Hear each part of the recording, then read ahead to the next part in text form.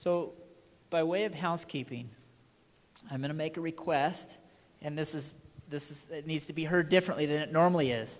So, most of us have cell phones on our hips or in our purse. My request, and this may be the hardest thing you have to do today, my request is that you turn these off, not just on vibrate, because that'll interrupt you. And it will serve you if you do this. So that's my request, is that you'll actually turn your phones off and give yourself the next 2 hours. Dedicate the next 2 hours to you, and don't let your cell phone be something that corrupts that. So that's the first request. The next request is that Steve has requested that no one do, other than those that are authorized to, nobody does any video recording or voice recording. That way everything can be kept in context. So we'll want to make sure that occurs. And then you guys were each given a packet at the front door. Those packets are to remain sealed until Steve instructs you to do something with them. So that's another request made by Steve. Now, it's my honor to be able to stand before you today, and I want you to know that there's not another place in the whole world that I would rather be than right where I'm at right now.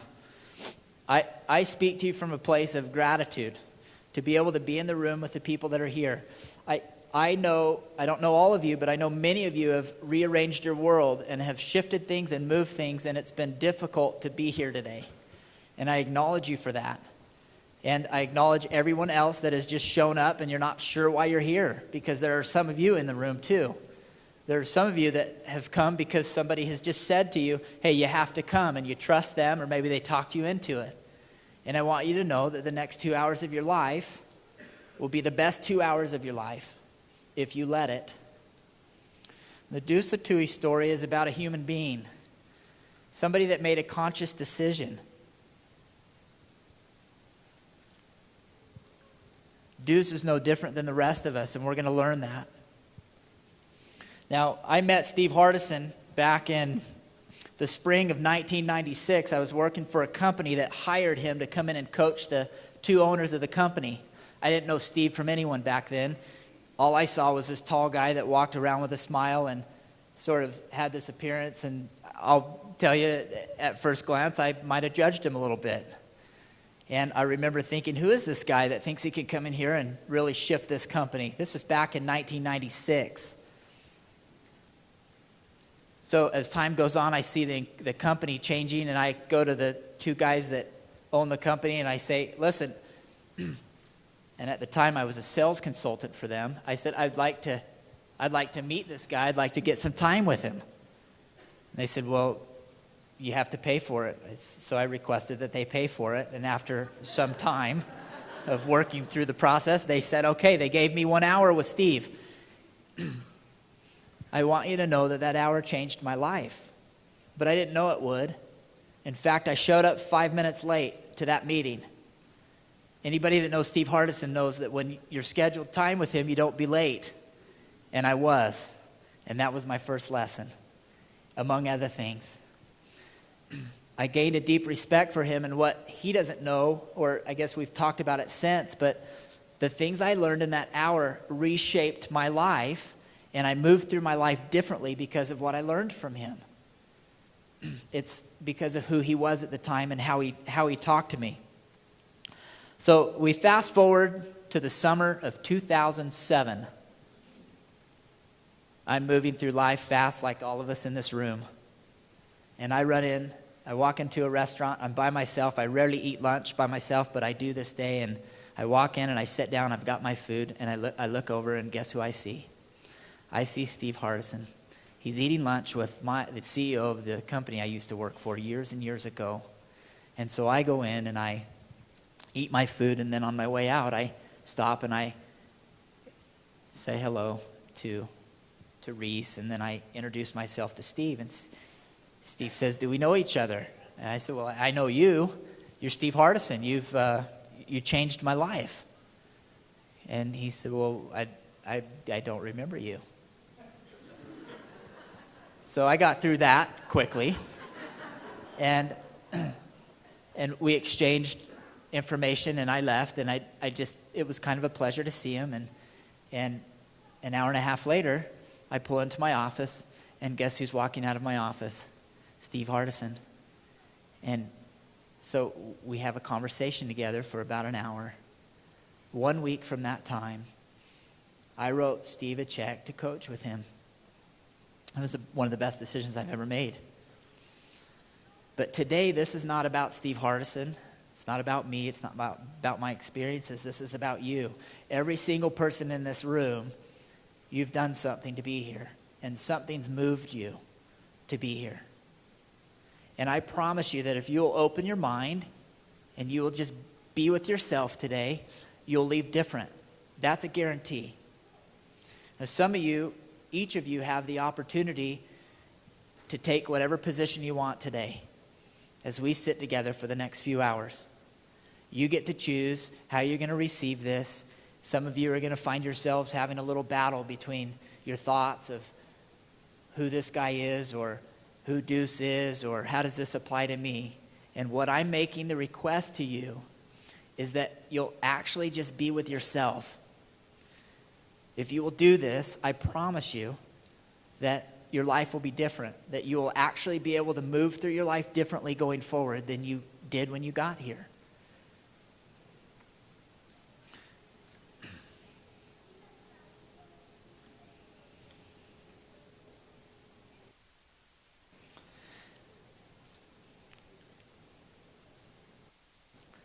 There's very few people that I've ever met or that I've ever been with that have the kind of impact that Steve Hardison has had on me as an individual.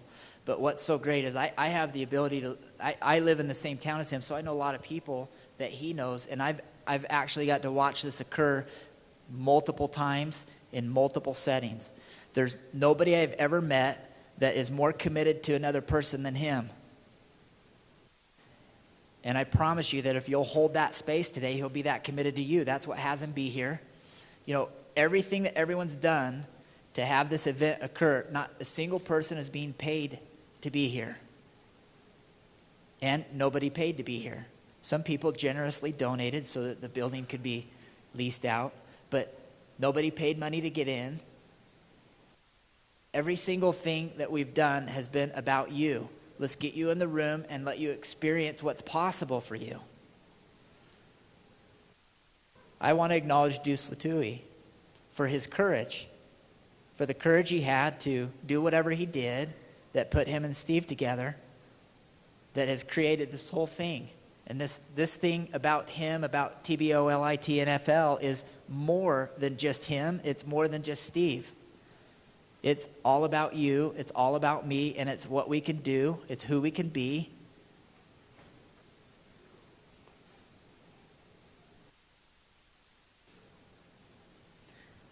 I started out by saying there's no place I'd rather be in the whole world than standing right here.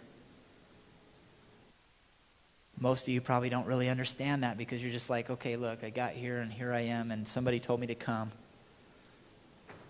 I promise you that if you're willing to be open in your mind and listen and look, you will say the same thing I just said. To me, it's like not even a question. Now, Steve will do anything. I've never seen anybody that's willing to do more to serve somebody than him. He's willing to go the extra mile. There's nothing he won't do to serve another human being. And I've watched it in the last 2 weeks. I already knew it, but I've watched it occur as he's done things and helped people and created ways that other people would help other people. And he's here for you today, each of you individually, each person in this room. And you're here for you. If you're not here for you, get here for you. Do whatever you have to do in your mind so that you're really here for you. And it's my promise that it will be worth it.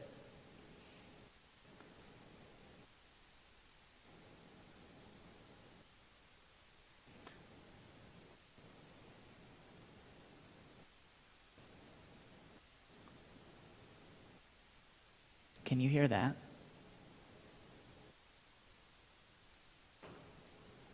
Thank you for your attentiveness. Thank you for your respect. Thank you for the way that you're listening. this is what we need for the next 2 hours. This will serve you. It's my pleasure to introduce Steve Hardison.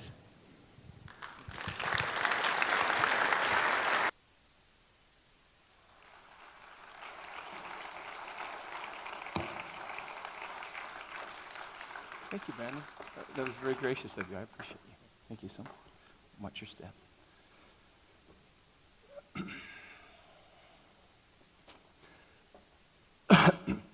So this is actually the first time I've ever worn a headset and done this. So this is actually new to me. So I'm not a paid public speaker. They did a little camera thing today, and I said, you're going to have to show me how to do all that. I've never done it before. So I'm very thankful to be here today. I grew up in Clearfield. I went to Weber State. My wife and I both graduated from Weber State when it used to be called Weber State College. And as I come into the valley, I come off of 6 South, and I went by what used to be the Roadway Inn. And I was a linen boy at the Roadway Inn. I remember flipping mattresses and getting dirty linen and dirty glasses, and that was the job I had. When I look out and see who's in the audience, I'm actually taken by it. And so you have to forgive me if I get emotional. And there's a young man that came up to me named Joe Begay. He lived with my uncle. We were in junior high together. I haven't seen him for a long time, and it's kind of an amazing thing to see somebody you haven't seen for a while. And I see people I went to high school with. Of course, my family's here. And there's my wife. Where have you been? I wondered if you're going to make it. Where have you been? You okay? Okay. So, I would like to thank Brandon for the way he introduced me and the attention you're giving me. Many of you have flown on an airplane and you've listened to the gal talk about doing the seatbelt, or the guy talking about doing the seatbelt. Do you remember how much attention you paid to those people? So there's a couple ways you can listen. You can listen like you've heard this before, like would be in your own mind. Or you could listen like the steward or the flight attendant said, we're going to crash. You'd listen from a different way, wouldn't you, if you're on the plane? He or she says, we're going to crash. And all of a sudden your magazine's not important and whatever's going on, and you haven't heard this before, and they're going to give you instructions on how to save your life, or possibly save your life, or increase the odds of saving your life. That's how I would like you to listen. Not because it's me speaking, because it is your life. It is actually your life. And to have this many people in one place, to be concentrated on one thing, is really, really profound. I honestly do not care if you remember my name. I care that what you remember is what you might experience inside yourself. That when we're through today, what would be possible is for you to see something, and I'm not questioning how great you already are, that you would see something you hadn't seen before, because I was able to share with you something I did with another human being, and you could see how that would be possible in your own life, in your own way.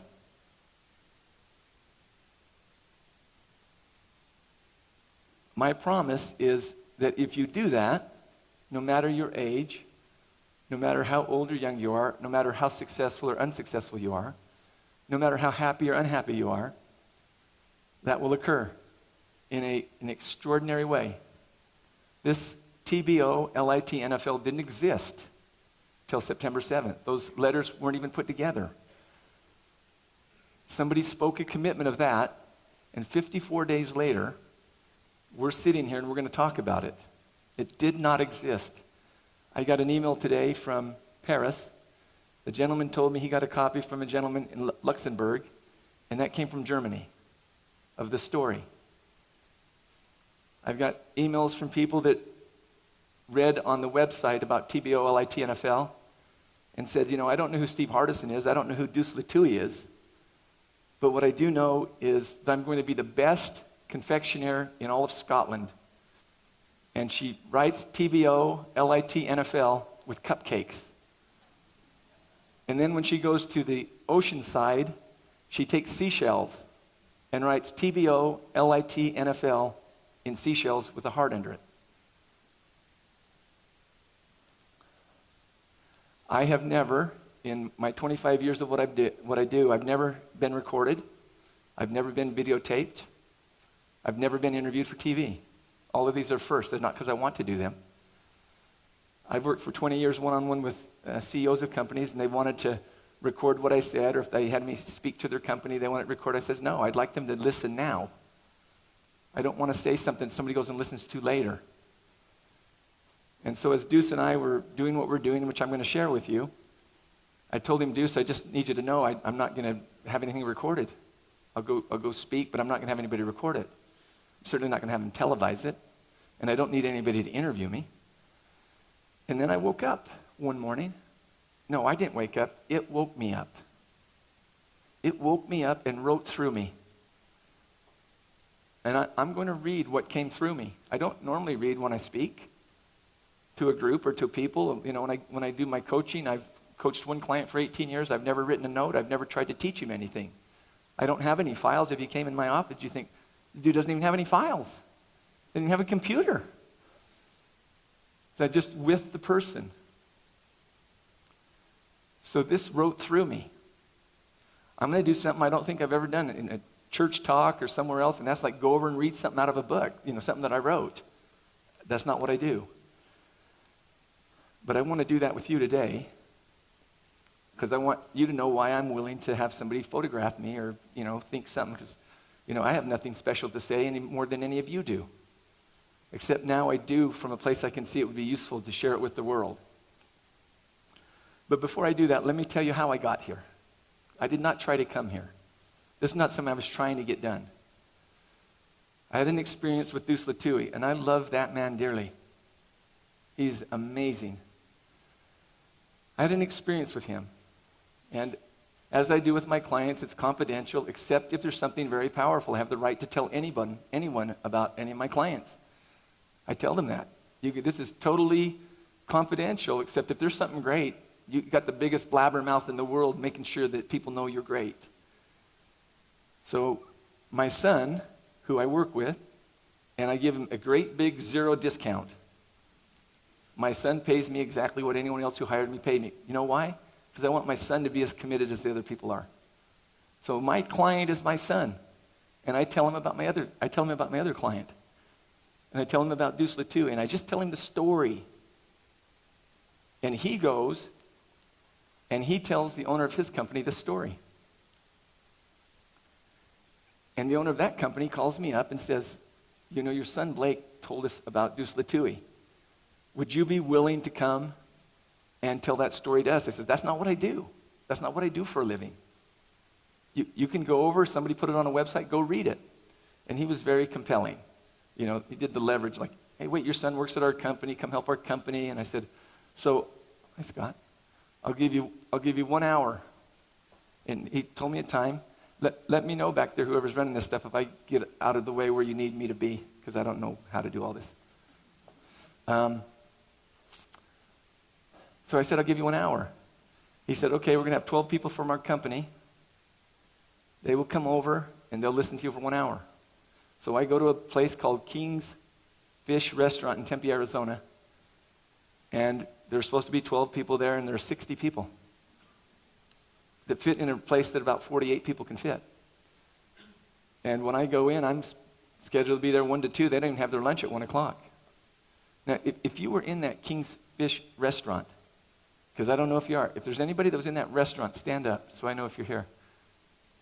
So 1, 2, 3, 4, 5, 6, I was there. So 7 of us will experience, there'll be only 7 that will experience this in life. The 7 of us. And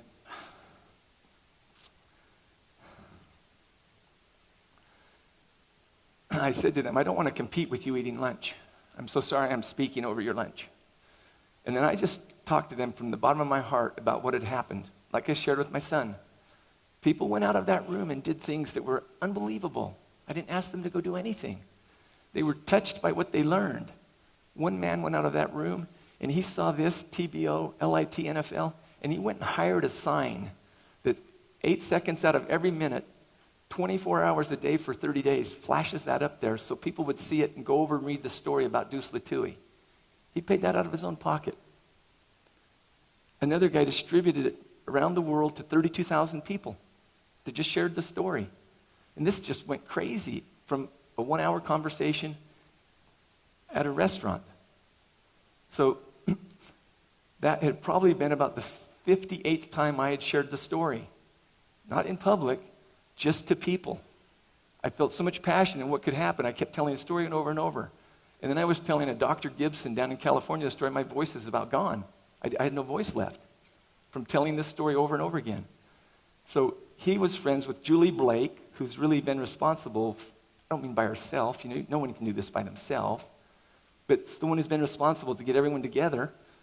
And he told her a little bit about the story. She calls me up. She says, we need to do something about your voice. And she does stuff with voices. So the next morning I wake up and there's an MP3 thing. It says, this is for you, Steve. Here's what you do this morning to get your voice back. And then I told her about Deuce Latui.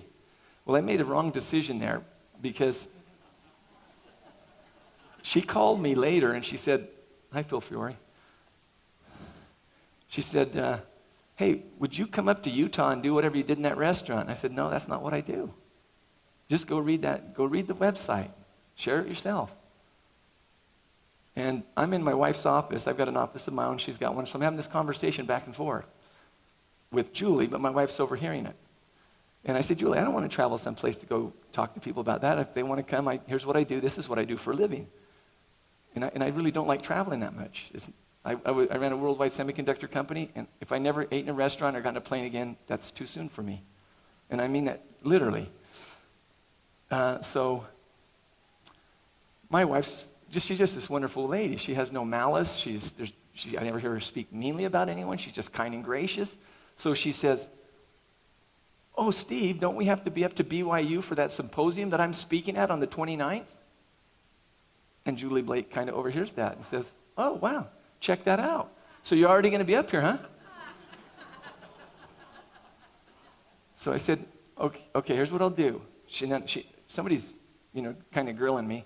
What time do you start? What time do you finish? When does Amy finish? And I said, she doesn't finish till 1.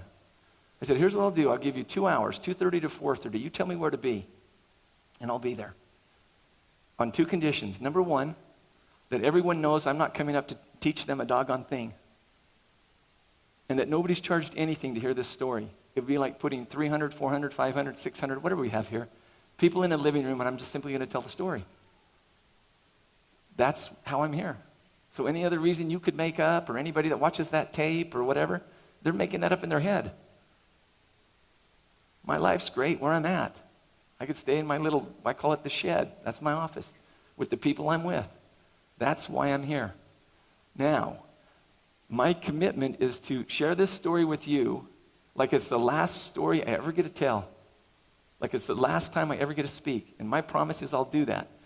But before I do, I want to read you what I wrote. Not what I wrote like my logic, what came through me that will allow me to tell this story and be videoed or filmed.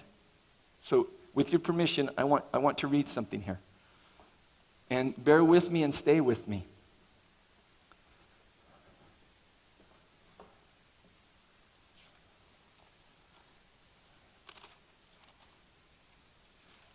I don't do the reading stuff because I don't know how to figure out, get through all the papers and that stuff.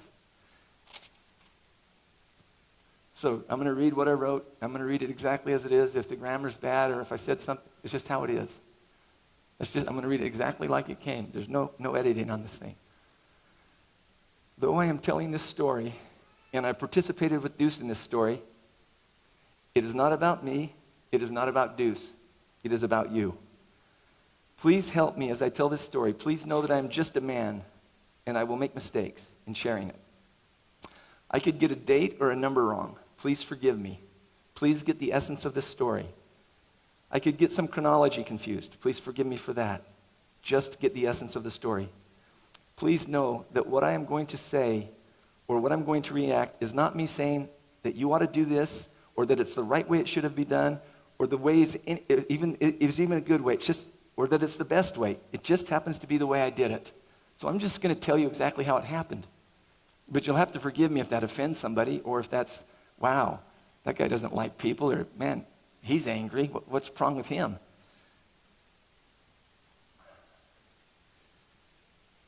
There may be some in the audience that could be offended by things I did or said in what I'm calling the Deuce Latui story.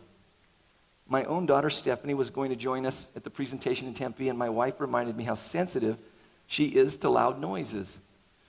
Imagine me being her father. Or anything that could look unkind or violent. I told Steph what would occur. She thanked me, and she chose not to attend.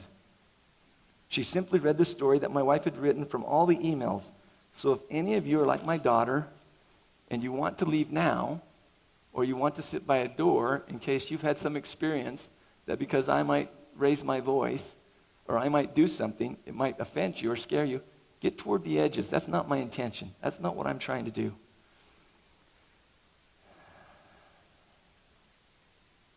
My intention is that everyone in this room be riveted on the essence of this story to see how it is their story. For those few of you, and it will be very few, who may find zero correlation, please accept my apology now. I know how valuable your time is, and I did not want to waste it. That is not my intention. Thank you all for your generous listening. Thank you for your support. I want you to pull for me. I want you to be out there assisting me. Help him remember how to tell this. Help him to say something that will be effective for me. Have it where you're for me. Be in the room.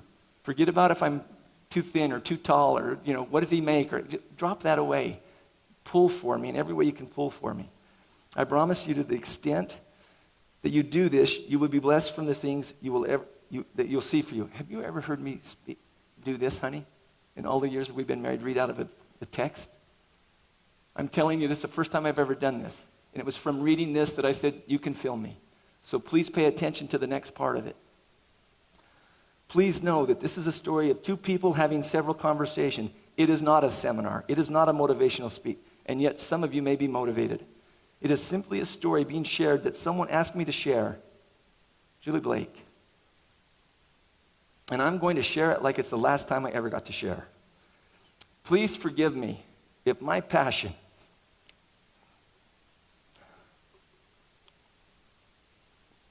or my intensity or my way of being hurts or offends any of you.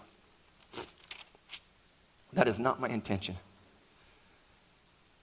What may be perceived by some of you to be anger, frustration, unkindness, etc., is actually commitment in love in a different package. Please know that I honor all belief systems, including the belief system of not believing.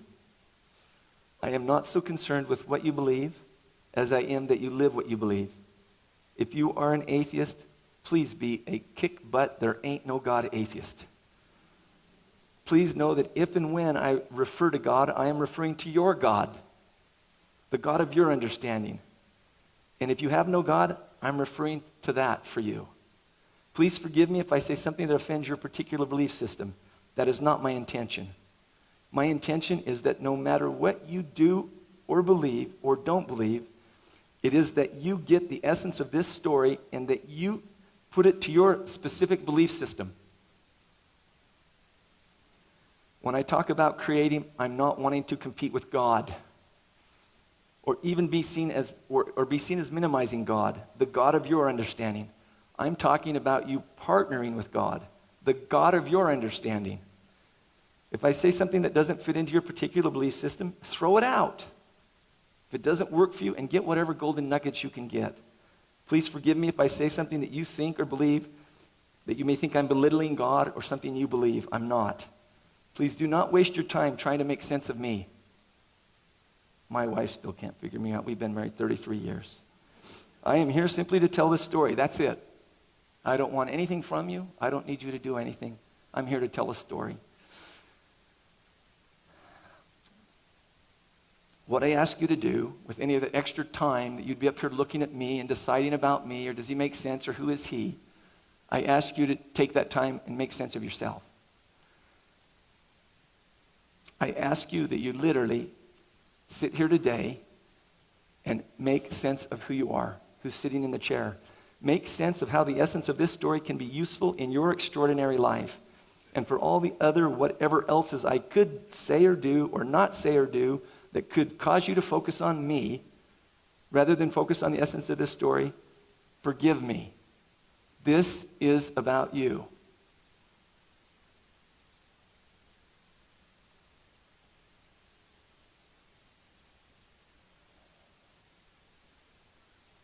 Don't compare your religious philosophy with the story. Get the essence of the story and allow it to assist you in the beauty of whatever your religious, spiritual, secular philosophy is. I'm not talking about religion. Go get that at your church, your mosque, your synagogue, your men's or women's club. Again, if I do or say something that sounds like I'm disrespecting you or your beliefs, forgive me. That is not my intention. My intention is that this story allows you to see what is important for you and what it is for you to have a personal, internal commitment if you choose to. Now, I would like to tell you what happened to Deuce Latui.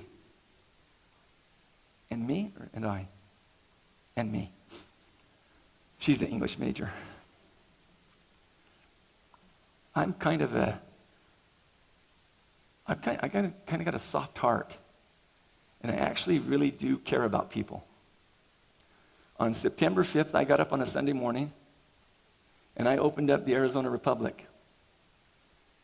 And there was an article there about Matt Leinart, who played for USC. And here's a little of the background. He was the Heisman Trophy winner, national championship team, drafted in the first round, went to the Cardinals, and as a rookie played. Played fair, but for a rookie it's a tough game. Then the Cardinals go and draft Kurt Warner. He comes in, and he's a superstar. So Matt Leinart goes to second on the chart for 2 years. So then when Kurt retires, Matt's number one again. The Cardinals go out and get another quarterback, Derek Anderson. He beats out Matt Leinart. Not only beats him out, Matt Leinart isn't second. He's not even signed to be with the team. The team's going to release him. That's what I read in the morning of September 5th on Sunday. And I'm sure it looked to my wife like I've been reading obituaries. Like, who died? Well, who died for me was Matt Leinart. Not Matt Leinart, the football player. Matt Leinart, the human being. Like, where was he at right now that day? Where was he sitting? What room was he in? Where he's, and some people say, oh, he made a lot of money, who cares? Or, like, no, where's he at? I literally thought, where's he sitting right now? ESPN saying, he's not on a team, nobody wants to pick him up. My papers say he's a washout. It's like, where's the man sitting? Where's he at right this minute? I'd like to go be with him. So my wife says, what are you going to do? I'm going to find out where he's at. Well, what would you do? I would talk to him. His problems had nothing to do with football. The outcome was football, the symptom was football, but the cause wasn't football. So I said to my wife, I'm going to go try to get with Matt Leinart. I don't know Matt Leinart. He doesn't know me. He doesn't need to know me. If I could have a little time with him, I could actually assist him. And I could actually get with him if he didn't know me, if I could find out how to get to him. So I go do what I do. I went and sat down in a chair and I thought about it. This is Sunday morning, September 5th. And the thought comes to me, call Vi Sakihima. I knew Vi when he was 20ish. I watched him play at BYU. I watched him when he played at St. Louis. I watched him when he played at Phoenix. My wife and I have stayed at his home. I consider him a dear friend. I consider his family close to us. So I call Vi. So I think he'll know somebody that can put me in touch with Matt Leinart. So I get hold of Vi, and he's on the line. It's on a Sunday, and he says, I got a meeting to be in. I said, and Vi knows who I am, so I didn't have to take a long time to explain it. He knew I was genuinely wanting to help this person. I didn't want to help him so he'd be a client. I wanted to help him because that's what I do. So he says, I got to be in a meeting. I'll get back with you. So all Sunday, I was like looking at my thing to see if I got the information. He said, I know I'll give you the name of the guy you need to get a hold of. He told me his name is Deuce Latouille. Now, up to that point, I knew Deuce Latouille played on the Cardinals, and I'd seen him at a high school football game. But if he came into a lineup and said, you got to pick out Steve Hardison or you die, he'd be dead. He wouldn't know me from anyone. So I'm just hoping I get a call from him. So I don't get a call. I get a text late at night on Sunday. This is from Vice Kahima. He says, here's Deuce's phone number. You can call him or text him. So Sunday night, he's not going to know who I am. I call him up on the phone. I get his message. Do they still call it a message machine, or does that show that I'm a dinosaur, whatever, that answered the phone? I leave him a message and I say, Deuce, my name's Steve Hardison. And I told him what I just told you. I told him I read the paper. I wondered where Matt Leinart was. I think he could be helped if I could get in the same room with Matt. Because I can't do what I do on the phone. I have to have a human being with me. I need to see him.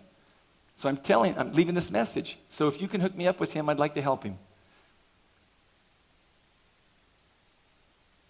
The next day, which is now Monday, Deuce and I ping pong calls. He calls me late Monday night, which would be Labor Day. Thank you all for staying here with me. Stay with this. I promise you it's worth your time. I'm giving you enough background so it'll make sense what happened. This is not about Deuce. It's not about me. It's about the guy or gal sitting in your chair. And you will see that, I promise you. Please keep your mind in this room. So we're together as a family. We're having dinner. I walk out to go to the bathroom. I come back. My daughter says, hey, your phone rang, but I didn't know if you wanted me to answer it. So I answered, called the message, and it's Deuce Latouille, so I missed him. So I dial him back, and while I'm leaving him a message, he calls back in on my line. So I say, this is Steve. He says, Steve, Deuce Latouille, what's up, bro?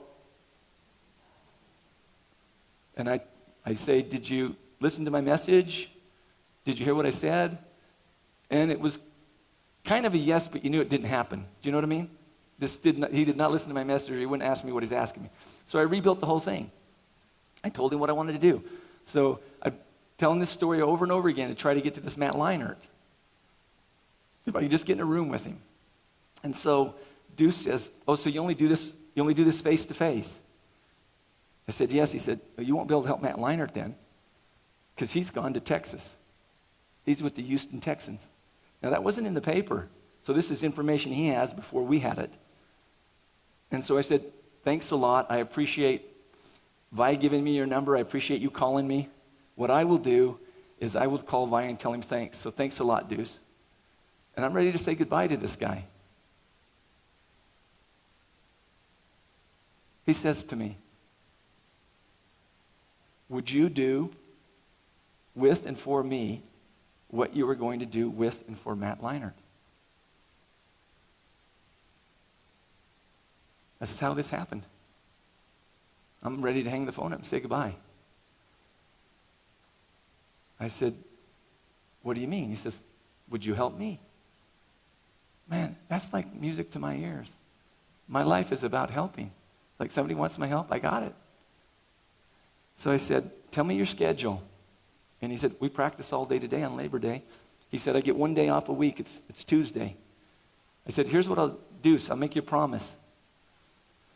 If you will go out into the future and pick a Tuesday that works for you, and find one that works where we could be together 2 to 3 hours, and get back with me, I'll get a time when we can be together on a Tuesday. Now, I have clients on Tuesdays, and some come from out of the country, some come from out of the state, some are right locally.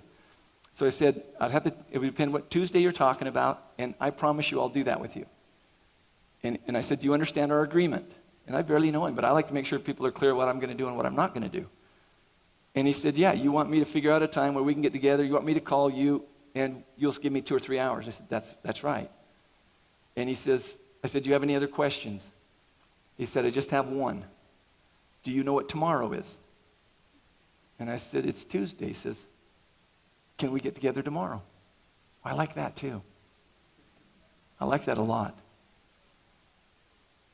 And then I said, I have 2 clients tomorrow. Tomorrow probably wouldn't be that good. Can I come over tonight? I don't even know where he's calling from. I do not know where he's calling from. He wants to know if he can come over. I said, we have family over for dinner. That wouldn't be good. But I'll tell you what. If you'll come over tomorrow between this time, and you need to be on time, and we need to end on time, then I'll work with you tomorrow. And he said to me, and I'm going to tell you ahead of time, I like this too. Tell me where to be and what time, and I'll be there. And so I told him, be here at X time, and we're going to finish at Y time. If you're not here before X time, I won't be spending any time with you. Be here on time.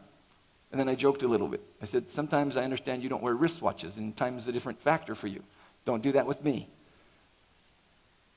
So, on September 7th, at 1 minute before X, I go to my front door. Ding dong. I open up the door. How many of you have ever seen someone 6'4", wink, wink, nod, nod, 386 pounds? This is a 5X jersey. This is his literal jersey. This is what he wears. That is standing at my front door. When I open the door and I look at it, I really thought, and I got a son-in-law here who's got some good 20-inch arms here, and he looks like a weenie, wimp, what do you call it? Just a dinky dude compared to this guy that's standing out there. Deuce looks like he has legs coming out of his arm sockets. They look like legs. I mean, they're huge. And I looked down at his calves and I thought, those are his. They're hooked onto his leg. Those are big. He walks in and he goes to hand me his hand. And I said, look, if I'm going to do work with you, I don't do shaking hands. Can I give you a hug? And he said, sure. How many of you hug somebody you can't get all the way around? This guy's big.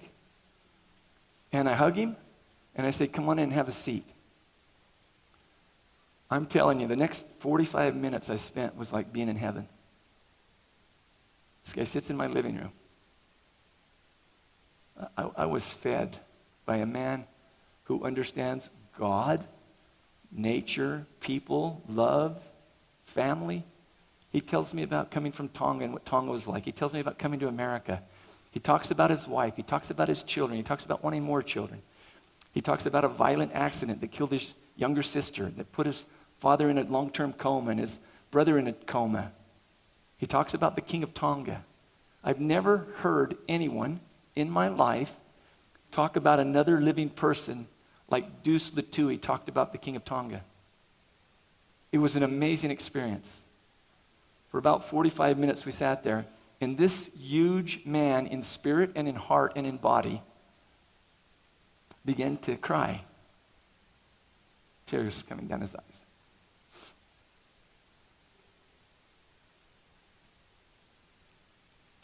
And he said, would you please do with me whatever you were going to do with Matt Leinart? And I said, Deuce, I can't do with you what I was going to do with Matt Leinart. Because you're not Matt Leinart. I can do with you what we can do with you, Deuce. But let's go out in my office. So we walk out. It's out in my backyard. We go to get in my office. I'm walking him to my office. And I really don't know this man I'm with like you would know someone like this. But I am in love with this guy. He owns my heart. I feel like I've known him forever. As we walked to my office, I said, Deuce, I need to tell you something. Where I do my work is, for me, is the most sacred place on earth. Because what I do in this office with people is we really look at who they really are. I open up the office to have him go in. He starts to step into my office. He backs out. He wants to know what it is that he senses. He takes off his shoes. Takes his shoes off and goes in and sits down in my couch. Couch could hold 4 people and 1.5 Deuce Latuis. He sits in my couch and he begins to look around my office because everything in my office is something someone created. A picture of Christ penciled by a Christian, a statue of Buddha, praying hands, angels. Well, I'm open for people to have plenty of ways to believe. I don't have the right way. And so I got everything. And he's looking like this. I've got a Tibetan bowl from the Dalai Lama sitting in the corner. given to me by a very good friend and client. So he said, what do you do in here? And I said, we create miracles. We create miracles in this room. I said, do you have anything else you want to tell me before we begin? And he talked for another 45 minutes. And it was like being in heaven again for 45 minutes. It was unbelievable what he shared, what he thought, how he felt. And I could see a few things that would stop him from excelling in his life. We never talked about football in all that time of wherever we're up to. If you took 45, I guess that's an hour and a half. And then he shared some very intimate things with me that I regard as like treasured in my life, that someone would trust me that much to talk to me. And then I said to him, do you have anything else you want to say? And he says, no, let's do whatever it is you do. I said, okay. I'm going to borrow you, Chris, if that's okay. I'm going to use you if that'll be all right. When I tell you, somebody hand him a 76 jersey so he can put one on. Get him an extra large or whatever. There's Chris Doris right there. He'll meet him. Well, he'll look good. And look like Kenny likes to wear that extra small to get those arms to look big. I love you, Kenny. So he's sitting across from me. And again, as I'm looking over there, I'm having a little bit of a time trying to stay with it because I've never seen anything this big. And I mean, I've got to get my mind there. It's like, he's big. He's sitting back on the couch, but his chest is coming clear out. I'm just kind of a skinny guy, but I weigh 220. He weighs 386. Nod, nod, wink, wink. He's like that. So I'm sitting across from him, and there's no desk in my office. It's just me and him, and I'm sitting knee to knee with him. And he says, no, I'm ready. And I'm thinking, okay. So do I have 2 chairs? There's 2 chairs. Come on up, Chris. Do not try this at home.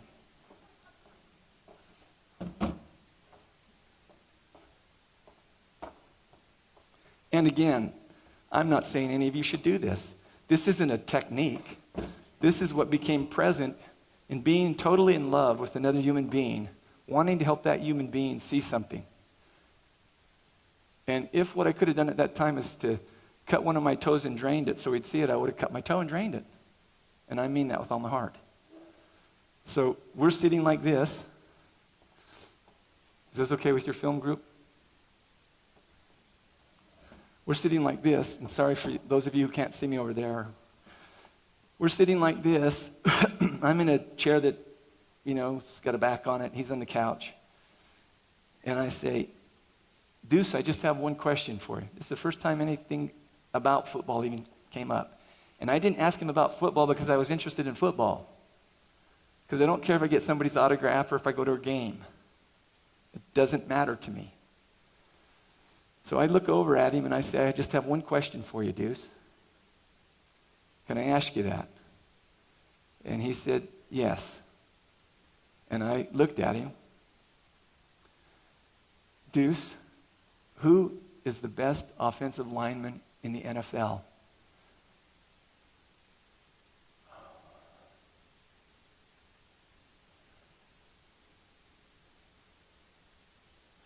Thanks for answering my question, Deuce. I appreciate it. And he says to me, I didn't answer your question. I said, oh, no, you did. It was so loud, I could hear it in the whole office. He said, I'm confused. What are you talking about? I didn't answer your question. I said, Deuce, stay there. I said, it's not hanging up here. It's not hanging from one of these. It's not on my walls. The answer is not over here. I'm just wondering could you find any of the answer in here anywhere? He said, you're confusing me. I said, okay. So we're going to change this just a little bit, Deuce. We're going to do something different. So could you pretend that you're the best offensive lineman in the NFL? And how he reacted at that time would be how a good-looking woman or a very bright guy, or however you want to do it, you say something and they dodge it. You say to a guy, hey, you're brighter than Einstein, or you're really intelligent. And they don't feel intelligent, so they go, oh, not me, and they dodge it. Or you're saying to a good-looking gal, hey, you're beautiful, and she's like, who, me? Well, when I say, could you pretend you're the best offensive lineman in the NFL, he looked like he was dodging a defensive tackle. Like, You talking to me? He couldn't. I said, can you pretend that? He couldn't pretend. He couldn't pretend it. I said, we're going to have to change the game, Deuce. Okay, Deuce, we're going to do this again. Now, you need to know I'm about 3 hours with him. About 10 minutes to 1 coming up, I got a CEO from a billion-dollar company in creation that's going to be walking in. And I told Deuce we need to be done at a certain time. We're getting close to the certain time. So I said, we're going to play a new game, Deuce. Is everybody still in the room? Anybody going to sleep?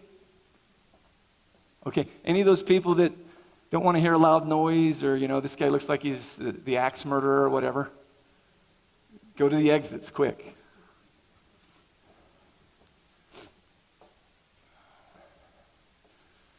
So I said we're going to do a different game, Deuce. Here's the game we're going to play. I'm going to pretend to be you, and I want you to pretend to be me. When you pretend to be me, all you need to do is you need to ask me, Deuce, who the best offensive lineman in the NFL is. And I'll answer you. We don't do it till I'm going to set this all up so you understand it, make sure you're really clear about it, Deuce. And I'm not talking down to him. I'm wanting to make sure we're clear about what's going on. A lot of people think I'm talking down to him. I'm just trying to communicate. There's nothing worse than not understanding what's going on and have somebody go somewhere. So I said, so who are you going to pretend to be? And what are you going to ask me? I'm going to ask you, Deuce, who is the best offensive lineman in the NFL? Yes. And who am I going to be? You're going to be me. Yes. And what am I going to believe? That you're the best offensive lineman. That's right. That's the game we're going to play, Deuce. You're going to be me, and you're going to ask who the best offensive lineman in the NFL. I'm going to be you, except I'm actually going to believe that I am the best offensive lineman in the NFL. Are you clear about that, Deuce? Good. We're going to go back 5 minutes. We're going to go back in history 5 minutes. We're going to sit down, and you're going to ask me that question. I'm going to be you. You clear what you're going to do? Okay. Go ahead and ask me what I just asked you to. Deuce, who do you think is the best offensive lineman? If you had any idea who I was, you wouldn't ask me such a stupid question.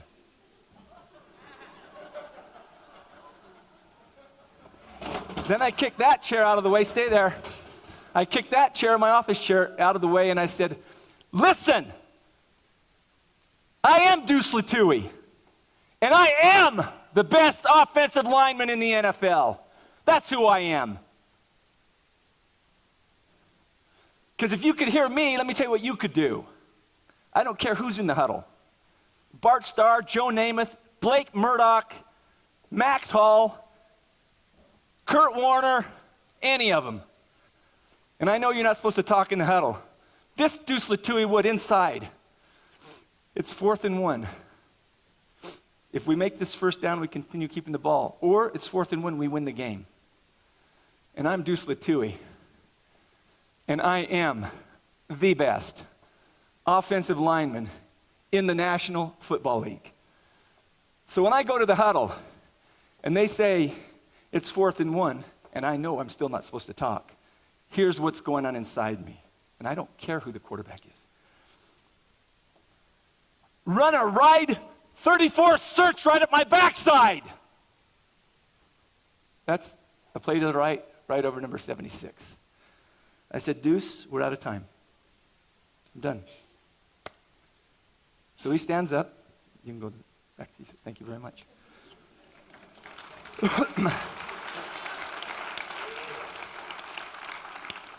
I say, Deuce, we're out of time. And he stands up reverently, as he is, a reverent man. And he looks at me like, what the hell was that?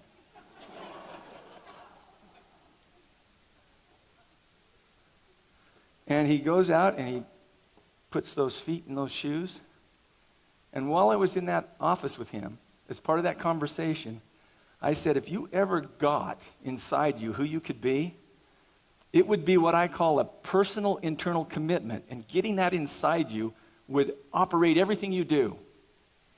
And I said, hey, Deuce, when I told you about that in the office, I'm going to show you one of those as I exit you. And he says, show me one of what? And I said, I'm going to show you a personal internal commitment in action. He says, what do you mean? I says, I don't care what time of day it is, when it is, what day of the week it is. When we go in my house, I can tell you what my wife will be doing. I said, she will either have earphones in, and she'll be listening to talk. She'll be reading these scriptures that she loves. She'll be writing. It'll be something to do with her passion. And so I take Deuce Latui into my home. I take him through my bedroom. I take him past my bed. I take him into my wife's office. And there you got everything in the world out there she's studying. And I said, Amy, this is Deuce Latui. Deuce, this is my wife, Amy. And then I get about that far from his face. And I said, see, what has her do everything is what she knows on the inside. If you ever got who you could be, your football world would look like this, except it would be football. Thanks, Amy. Let's go, Deuce. And I walk him out. And I can tell you, every step he takes, his mind is expanding. He's seen something he never saw before. And I can feel it and I can sense it. Take him out to the front. I go to get him in this huge truck he drives, and his truck has a train horn, literally from a train. It's like a train horn. There's a huge truck, huge guy, and a train horn. And we get to the edge of his truck, and he turns around and he says to me, I want you to fly to St. Louis on Sunday to watch me play football. Then I want you to go to all my away games. Then I want you to come to all the home games. We can put you up with the team. I said, Deuce, you can count on I won't be doing that. I'm not interested in watching you play football. You don't even know who you are. That would be a waste of my time. Not as him as a human being, but what he's wanting me to go for, I could go to high school and see that.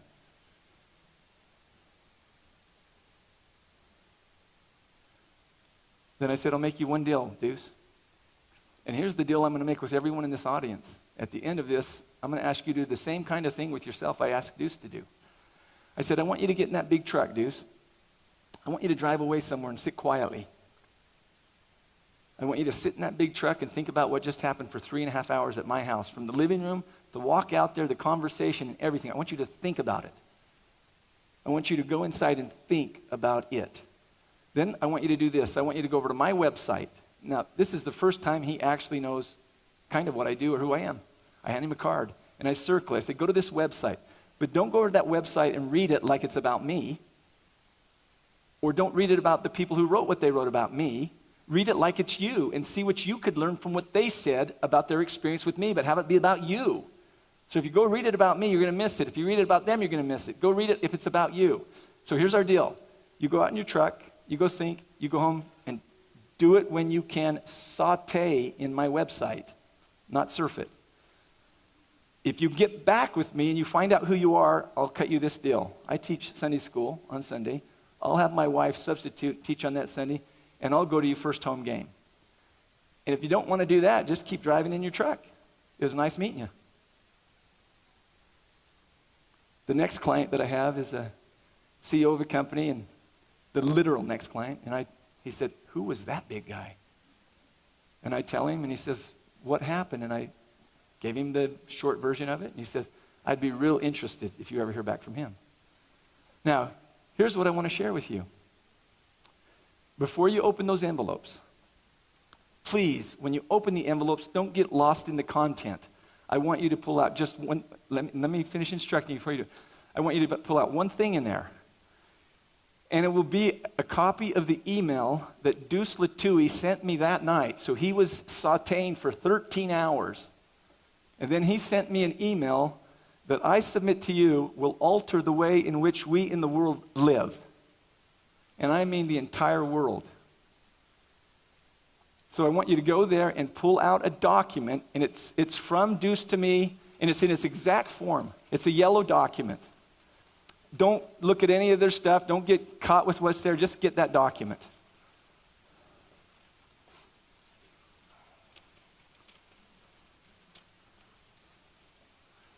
And hold it up so I know you've got it. Hold it up high in the air. Now, look around and see if somebody doesn't have a document, help them find it. Or if you need a document, get one for someone. Now put yours down, and if you don't have one, put your arm up so we can get one to you.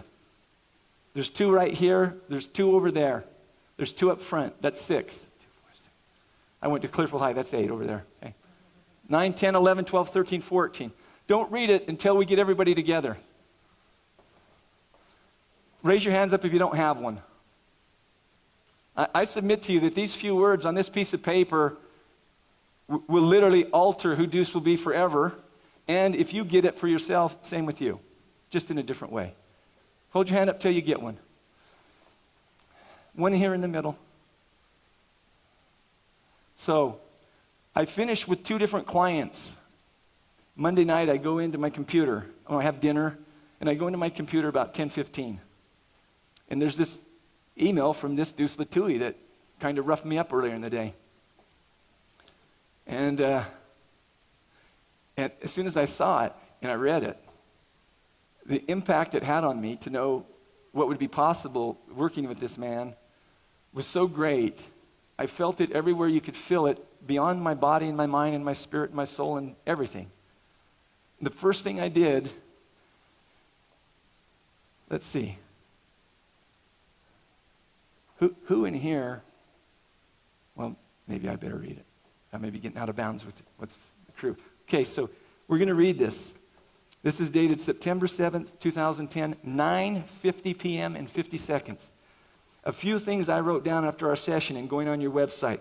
This has locked my future and secured my goals. The best in the game, the best offensive lineman in the NFL, best Pro Bowler there is, best at my craft, best on the team, captain, paid, I am. The scary thing is this isn't enough for me, nor good enough. Love you, brother. I want you to witness this at every game, at every play. Please let me have you at every game you are able to make. It will bless my life. To know you're behind me literally, watching my every move. Again, the best in the game, the best offensive lineman in the NFL, best Pro Bowler there is, best at my craft, best on the team, captain, paid, I am. Ofa Abdu, TBOLITNFL. TBOLITNFL got born 9:50 and 50 seconds p.m. That man found who he was going to be as a football player. It has expanded to his personal life, to his marriage, to how he treats his kids, to how he lives, to how he looks, to how he does everything. That's a personal, internal commitment that he made. When I read that on that screen, do you know what that means to do that? The first thing I did is I wrote him back. Powerful like you, Deuce. So let it be written, so let it be done. The second thing I did is I shared it with the CEO. When I sent it to the CEO, I've been working with the CEO since March. The CEO writes back and declares what he's going to do. He's working with an $18 million company. He writes back, I am a God-serving man, a great father, and the CEO of a $1 billion software company called Infusionsoft. Deuce Latouille inspired that CEO right out of his pants. I shared the Deuce Latouille story with everybody I could. Most of the time it was about an hour. And everybody I shared it with had some kind of impact. It's on the internet right now. If somebody read that with a soft heart and understood the kind of commitment. Do you realize what kind of commitment he's making? He's making a commitment on the world stage. Do you know other people can go read that? Other football players can go read that? This is like a serious commitment. I submit to you that what you're holding in your hand, and if any of you have been on the website, and again, everything that's happened, when I went to that little restaurant and had that conversation, this man put up that sign, somebody else did the website, somebody else came up with that. The people that do the website, they don't even take money. You can't pay them. They're so inspired by what the story is. It's going a lot of places. It's called personal internal commitment, being connected with something you really want to do, finding out what it is and actually committing to it. I'm going to read something by W.H. Murray. Most of you have probably heard this. Is everybody here? Yes. Good. This is about you. This is for you. I need nothing. The minute one definitely commits to oneself, then providence moves too. All sorts of things occur to help one that would never otherwise have occurred. A whole stream of events issue from the decision, raising in one's favor all manner of unforeseen incidents and meetings and material assistance, which no man could have dreamed would have come this way. Deuce Latouille sends that to me, 9:50 and 50 seconds. I share it with the man, it alters the world. I share it with another person, it alters the world. There was a gentleman who had an agreement to call me and complete something about a common person we knew. He calls me at night. He tells me what he was calling about. At the end, I say to him, I've had a miracle happen in my life. I would like to tell you about it. He says, I've got a few minutes now. I said, it'd take an hour. He said, I got an hour. So I tell him the Deuce Latouille story. When one is committed, the world finds its way to the commitment. It's like a black hole. Everything you need finds your way to the commitment. It is heavier than gravity. Try it. So I began to speak to Will Keeper, and I've met him once in my life. And I say, Will, let me tell you what happened. And I tell him what I just told you. And he says, you are not going to believe this. And I said, what? He said, I'll send you an email. I don't even believe this. So I get an email from him. This is the literal email from him. This is September 9th. When did I meet with Deuce Latouille? How long is that? This isn't even 48 hours. And this is what commitment does. Steve, I just shared with my wife Pamela the Deuce story. The Deuce story. She told me that her husband, now deceased, went to Tonga in 2007 when his planned coronation was announced and stayed at the palace with him for 2 weeks. My wife has known the king, then the crown prince, for 20 years. Visited him in Tonga, stayed at the palace, went to the Tongan Millennium Celebration, and he visited her family in New York 3 or 4 times a year for many years. She said that if we invited His Highness to our home for Thanksgiving, he might well come. If Deuce is interested, and you and your family might be interested, and there is or isn't a game around that time, it could make a powerful connection for all. I'll leave it to you, brother. Ofa adu. Let me tell you what. Get seriously committed. You can bring the king to you. And I'm not joking. Will Keeper lives in Paradise Valley, Arizona. And if everything goes as planned, the king of Tonga will be there for Thanksgiving. And what's so crazy about it is when Deuce said, hey, I want you to go to every game, I decided I'd go check out the schedule. Not that I'm going to go to every game. I'm just curious who he's playing. And so I knew that on November 30th, 29th, that he's playing a Monday Night Football game, nationally televised in Phoenix against the San Francisco 49ers. So I think, wow, this is interesting. Imagine this family that I know all of 1 hour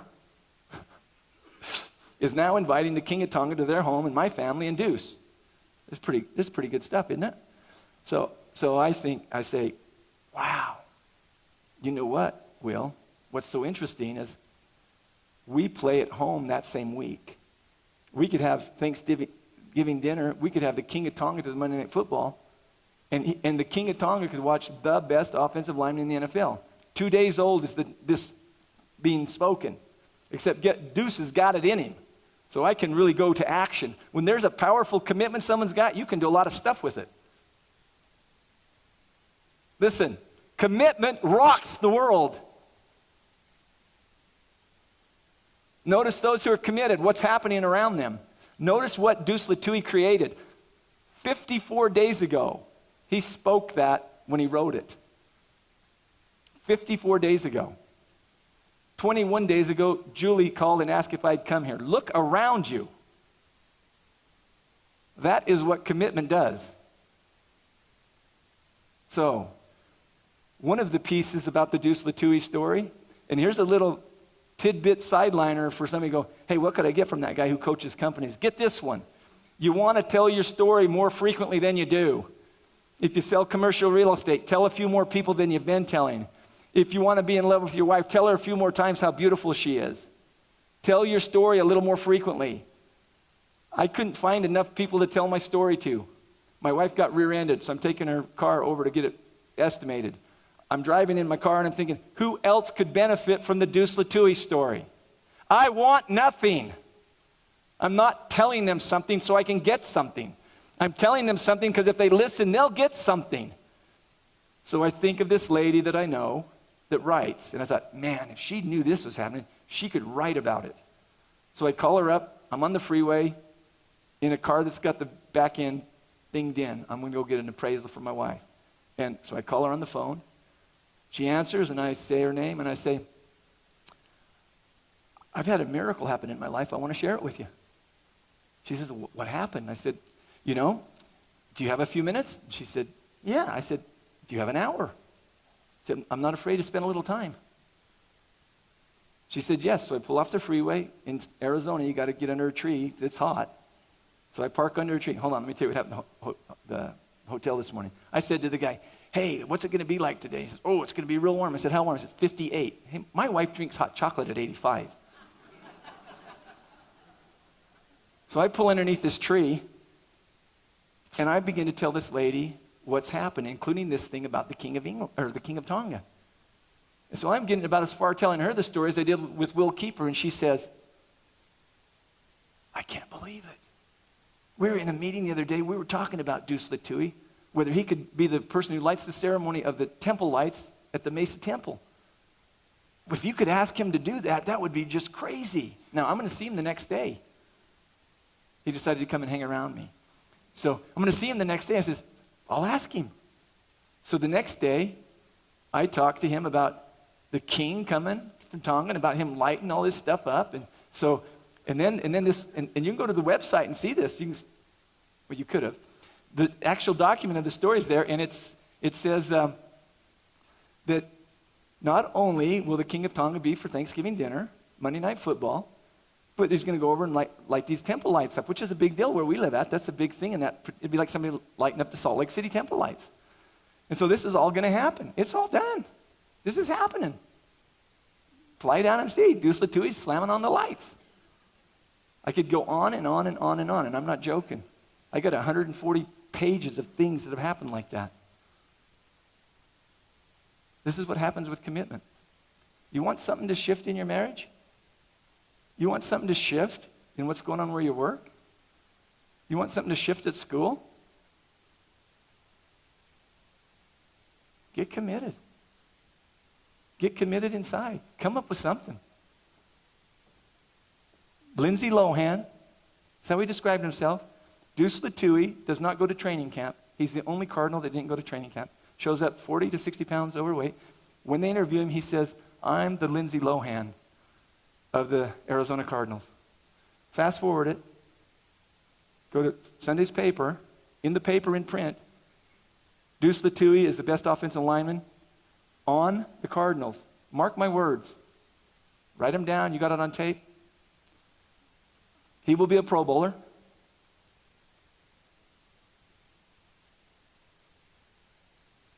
He will sign a contract that will blow the world away.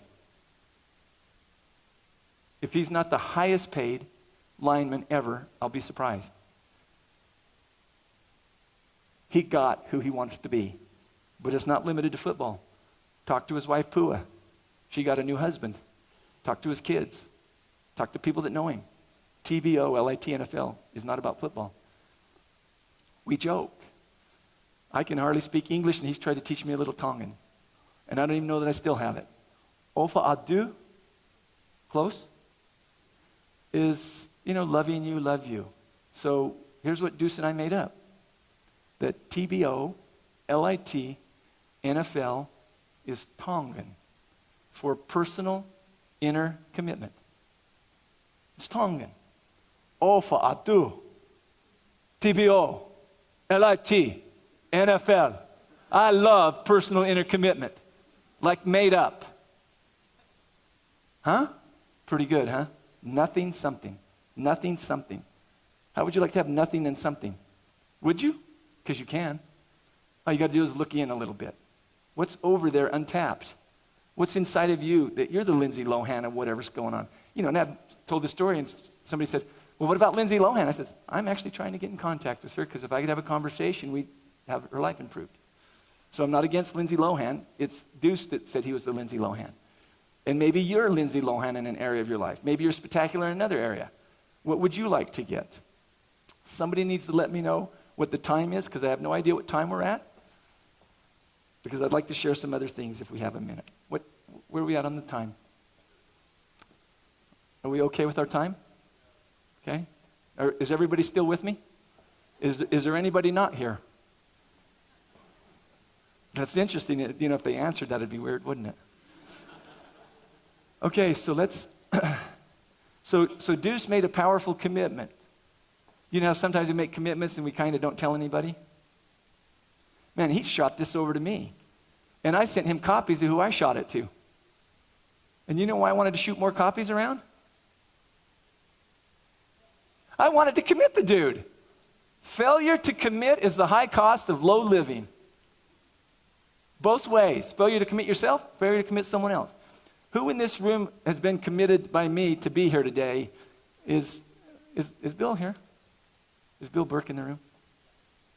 Bill, just stand up for a second. I love this man dearly. And I don't say I love somebody, I mean I love this man. Thanks, Bill. It was Thursday, I believe, and again, forgive me, I got so many dates and times, I'm close. Could have been Friday, could have been Wednesday. I called Bill up on Thursday-ish. And I want him to be here. I don't want him to be here for me. I've coached him. I've worked with him. Guess who I want him to be here for? For him. I want him to be here for him. So I leave a message early in the morning. I'm still sleeping. I wake up and I do a little voicemail and a little text. Call me as soon as you get this. And he calls me, and it was about 6:45, I think. And he's like, hey, what's up? And I say to him, so what are you doing on Saturday? And this guy's doing stuff. It's not like, oh, schedule's open, you want to go? So he says, why? I says, because I'd like you to be in Salt Lake City at 2:30 to 4:30. I'm not trying to be mean or bossy, but I'm promising you, wherever he would be, not here, won't do what this would do for him. So we have a 15-minute conversation. If somebody was watching me from the other side, they'd say, that Hardison guy doesn't like that Bill Burke guy. Did you listen to what he just said to him? I say, Bill, here's what I'd like you to do. I'd like you to get a plane, fly to Salt Lake City. I'm going to be here at this time. Make sure you get there at this time. And he says to me something like, well, maybe, or okay. And it went like that for about 12 minutes. And then we get to a place where I said, and I can't tell you all the words I said because my wife's in here. So I said, that's true, isn't it, Bill? I couldn't say all the words I said, could I, with my wife? That's right. So I said, he kind of got to where he was saying okay, and I said, what the hell do you mean okay? You're either going to be there or you're not. What is this okay? Listen, you're powerful. If you want to be there, you can say you'll be there and you'll be there. There be Bill. I can tell you, his world will alter from the commitment he came to be here. He will get something so powerful out of this. And then he brought other people with him. So you make a commitment. Failure to commit is the high cost of low living. Not committing yourself and not committing other people. Here's something I sent to Deuce. And like I say, if there's anything here that's not your religion, throw it out. I love this. I sent this to Deuce. This is September 10th. Now, how long have I known Deuce? How many hours is that? I don't even have all 72 of them yet. Deuce, there is a powerful statement in 2 Corinthians 2:3, page 1462, that offers an excellent instruction on what you can do with this powerful commitment you have made regarding TBOLITNFL. The scripture reads, written not with ink, but with the Spirit of the living God, not in tables of stone, but in the fleshy tables of the heart. You need to take what you have written in ink below, and it's this document you all have. You need to take what you have written below and sink it into the fleshy tables of your heart. Please take a quiet moment and read what you wrote, and I call it Deuce's personal internal commitment, and sink it into the fleshy tables of your huge and loving heart. Now, the Deuce Latouille story has been shared around the globe. That doesn't mean you couldn't share it. In fact, what I would ask you to do, And I'm going to say it now rather than the end of what I speak in case some of you decide to bail out of here. And we have people here to tackle you, actually. No. I would ask you that when we're complete, that you go somewhere where you're not in a rush. And if you're busy tonight, get it tomorrow. But go somewhere where you're not in a rush. Sit within yourself and ask, what is it I want to be committed to? What is it I could commit to? And look inside to see, and be quiet enough, long enough to see something. Then when you do, and I do not need you as a client, I have more clients than I can handle. I need you to see something in you. Go to my website, and it's on there somewhere, and read the experiences of people, including Deuce Latui, but don't read about me, don't read about Deuce, read about you. Have a pad of paper, and you might be able to see something that you can see that you could do in your life. Write it down. Come up with a personal, internal commitment of your own. You don't have to. You're not bad if you don't. You're not good if you do. If you don't, you're not as committed as you could be if you're committed. And I can tell you, someone committed to something gets more done than someone not committed. You follow the math? It's pretty good math. So now here's something that came from London. Will you signal to me? What do I need to know? Okay. Everything here is strategically planned. This is from a business owner in London. So he read the Deuce Latui story. And by the way, I can't deduct my name from everything because I'm in the middle of it. So if I'm reading it and some of you think, well, he's puffy, leave me alone. I'm just trying to share it with you. Hi, Steve. This is from London. You, sir, are magic in motion. That document belongs deep in the fleshy tables of every heart. I have gone through it 3 times, made notes, and carry a small black notebook that has my own TBOLITNFL version in it. And it's not at all surprising that if every reading this document doesn't alter or doesn't create a new personal internal commitment. How many of you have gone to TBOLITNFL and actually read this story? Okay? So here's what I'm asking the rest of you to do. And you don't have to. I'm just wanting to commit you to do it.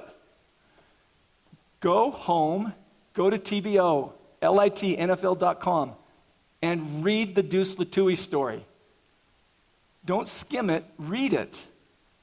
And have it answer for you, what is it I need to commit to? And if at the end you don't need to commit to anything, then don't. But you might be surprised what happens.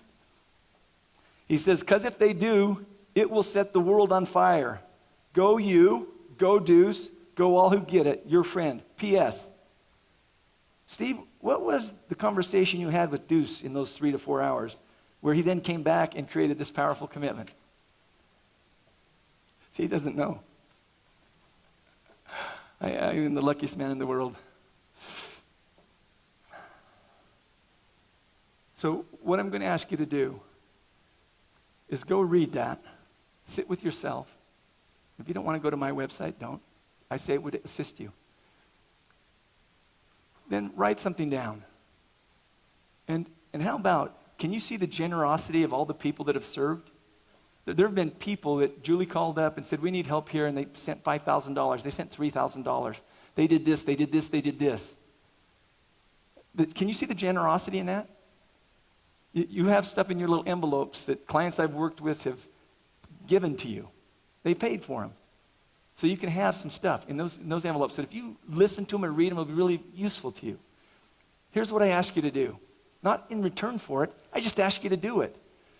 After you read TBOLITNFL, and if it touches you anywhere, be a little less stingy. Think, who do I know in Canada? Who do I know in Ireland? Oh, I remember I was in the service in Yugoslavia. Who could I send this to? And don't be stingy. Send it to different countries. Send it to different states. Send it everywhere. Because I promise you, if people read it, it will alter literally the world. Look what's happened in 54 days. I could read, I'm not kidding you. You can come up and look at these. I've got CEOs, I've got letters from housewives, I've got letters from all over. I've read this story, here's what I'm doing. Do you know what happens when the water rises? All the boats go up. Let's take the water up just a notch. So my request, especially some of you that, maybe some of you lived in the Polynesian islands, somebody's from Hawaii, somebody's from Tonga, send it out there. Somebody knows somebody in Cape Canaveral, send it there. If you've been on a mission to Argentina, send it there. If you got buddies somewhere else, send it there. You know how long it takes you? Read a story, press a few buttons, lift someone's world. There are some people that have read that story, and I'll just speak it to you rather than read it. There was a guy that came to that King's Fish restaurant. He was going to quit where he worked. He's going to quit. He heard what we talked about, and he wrote a letter to his CEO and to me, and a commitment to his wife of what kind of husband he'd be, what kind of leader he'd be, what kind of results he would produce, based on hearing that story.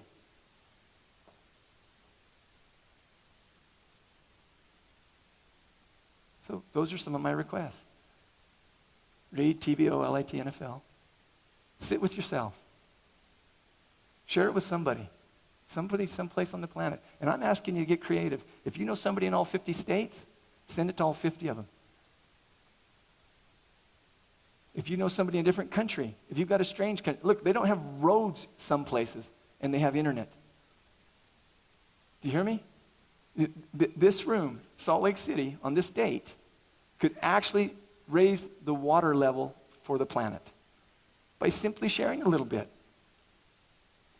This is a gentleman named Michael Neal. He has graciously, you've got some stickers in those little bags of yours, or packages. He paid $4 or $5 a piece to give every one of you those. And guess what it says on the decal?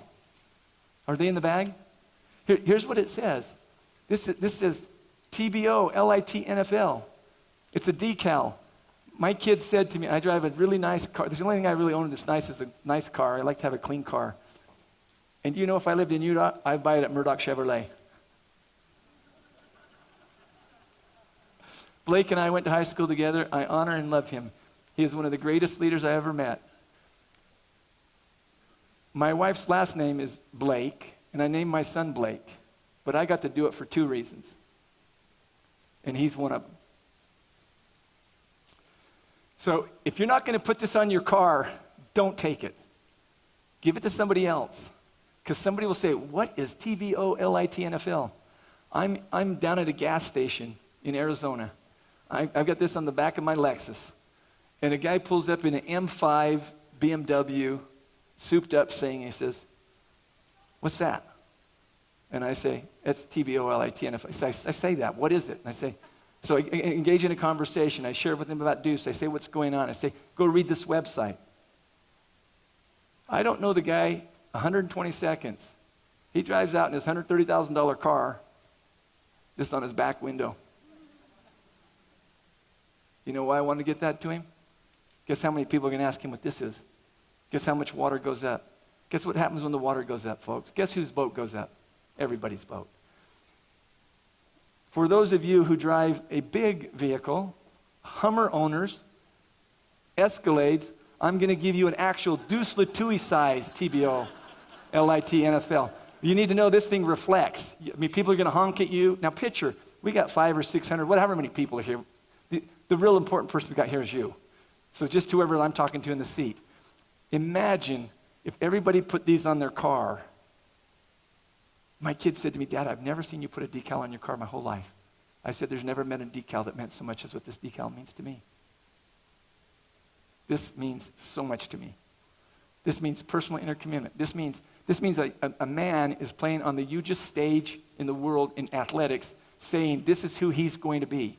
He declared to be the captain. And guess what? He's the right guard. Guess who the captain of the team is? The center. Do you get this? You can live from being a captain inside you. I've got one here that's a lady who says, I'm going to be the best mother in the world. That's not a challenge to the rest of you. What happened if every mother in here decided to be the best mother in the world? You know how many, I coach for a living. Do you know how many coaches I've gotten that wrote me things that says, I'm going to be the best coach in the world? I say, hallelujah. Let's have 100, 200, 400. So, Michael Neal paid for all those decals for you. Please don't throw it away. Put it somewhere. Give it to somebody who'll put it somewhere. Here's the little, there are 4 or 5 business owners that, 4 or 5 people that blog around the world, and they've all picked up TBOLITNFL. And I'm going to read you directly from Michael Neal's blog. Is everybody still here? Does anyone want to go home? Because if you really do, you ought to get up and go, because I'm going to get serious now. Go for the exits, baby. This is from Michael Neal. Those of you who know me personally know that I am an avid sports fan, and more specifically, a lifelong supporter of an American football franchise known for the past 40 years or so as the New England Patriots, which is why it might come as a surprise to you later this afternoon when I watch the Arizona Cardinals game with my eyes glued to the screen, and even more surprising if you notice that I will not so much be watching the game as the exploits of player number 76, a right guard named Deuce Latui. Deuce's declaration of himself as the best offensive lineman in the NFL, TBOLITNFL. Who knows what that means in Tongan? Personal internal commitment. That's right. That's what it means in Tongan. Is neither arrogance nor self-promotion. It is a statement of commitment and intent. A commitment to who he wants to be in the world and the intention and willingness to take action to make it so. Over the first 4 games of the season, Deuce has been ranked the top offensive lineman 3 times, and despite the struggles of his team, has come to national attention for the way he has been playing. Why is he playing like he's playing? The commitment. He's coming from being the best. He calls me, he says, Steve. He calls me coach, which is cool. I mean, it's a different kind of coach. I mean, it's like, it's so endearing the way he says, hey, coach. It's just, it's so good. He says, coach. He says, the grass doesn't look the same. He says, and I lined up, and I'm not sure this wants to be on that video. Let's see if I got to go through that. He lines up against a guy. And this guy had been kind of hassling for a while across from each other, except now Deuce is coming across as the best offensive lineman in the NFL. Deuce calls me up and said, man, I lined up against player X, and I looked up at him. So I picture Deuce, in the 3-point stance, and he looks up at this guy, and he says, you are so lucky that we are on the same team. Because if you weren't, I would blitz and cream you so bad you wouldn't know it hit you. He gets in a fist fight with the other guy. I said, "That a boy, let's go." See, because who he is the best offensive lineman in the NFL. Who he was Lindsay Lohan earlier. Which guy do you think blocks the best? 76 being Lindsay Lohan or 76 being the best offensive lineman? You tell me. Which father is the best?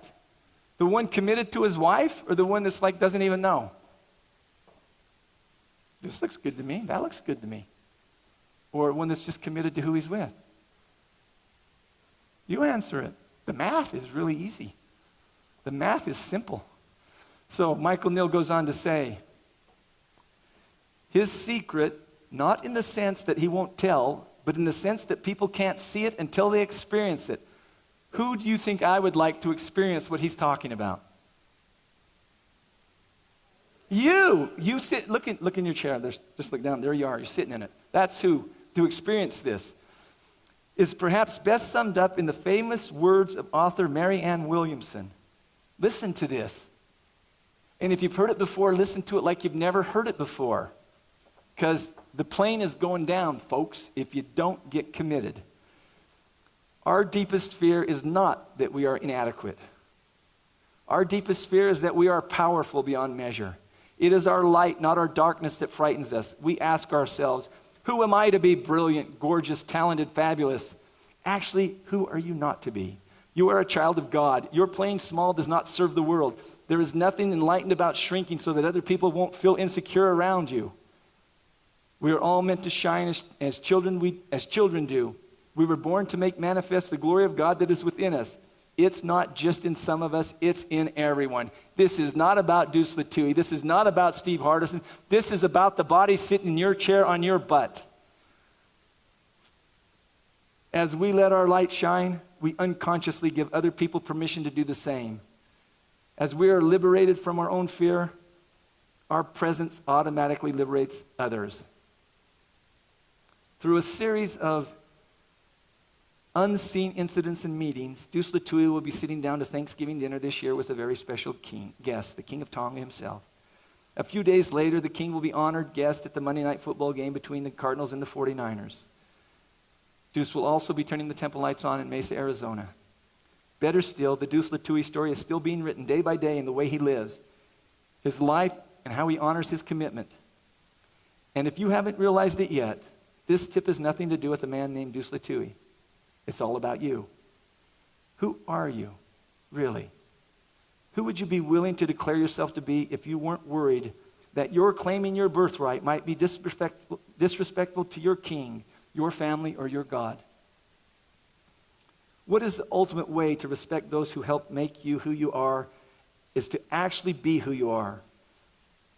If anyone listened to this beautiful song that was sung up here, oh my gosh. What if the ultimate way to respect those who help make you who you are was to actually be who you are, not just the human, but the being, not just the life, but the energy and intelligence behind it? To quote Marianne Williamson, God heard us. He sent help. He sent you. This is a blog. I could read you 3 or 4 blogs like that. Some going to 2,200 people, some going to 17,000 people. And then getting responses back. You remember I told you I called Vaisikahima? Yes? This would be yes. That would be no. Yes? Here's from Vi. Steve, amazing. Deuce is one of my favorite people in the world. I love him like a younger brother. He has a soft and good heart. Since he was a little boy, he has always wanted to do good and be good. He was a little boy when I was already at BYU, but I would see him and his siblings with their parents whenever I returned home. My parents were close to his parents. I remember my mother calling me and waking me up in my apartment in Provo crying with the news of their accident. It was a life-changing moment in their lives. Quick story. This is Vaisikahima. Deuce came 2 years ago to watch me in a preliminary exhibition fight before Canseco. Did you know that Vaisikahima fought Jose Canseco and took him out in the first round? Tough cookie. He took the time to go to the Cardinals and ask for my old jersey, which he brought as a gift. Who thinks to do that? I was moved and touched by the gesture. I have money and connections to do that myself. Yet he did it knowing it probably wasn't something I'd go out and do out of my way to do. That's why I love the man. And there's so much more than that. He will be TBOLITNFL. I don't believe in coincidences. I believe when you called me asking to put you in touch with Deuce because you wanted to reach out to Matt Leinart, I had actually considered, after I sent you Deuce's number, whether it wasn't Deuce that could really benefit from your coaching.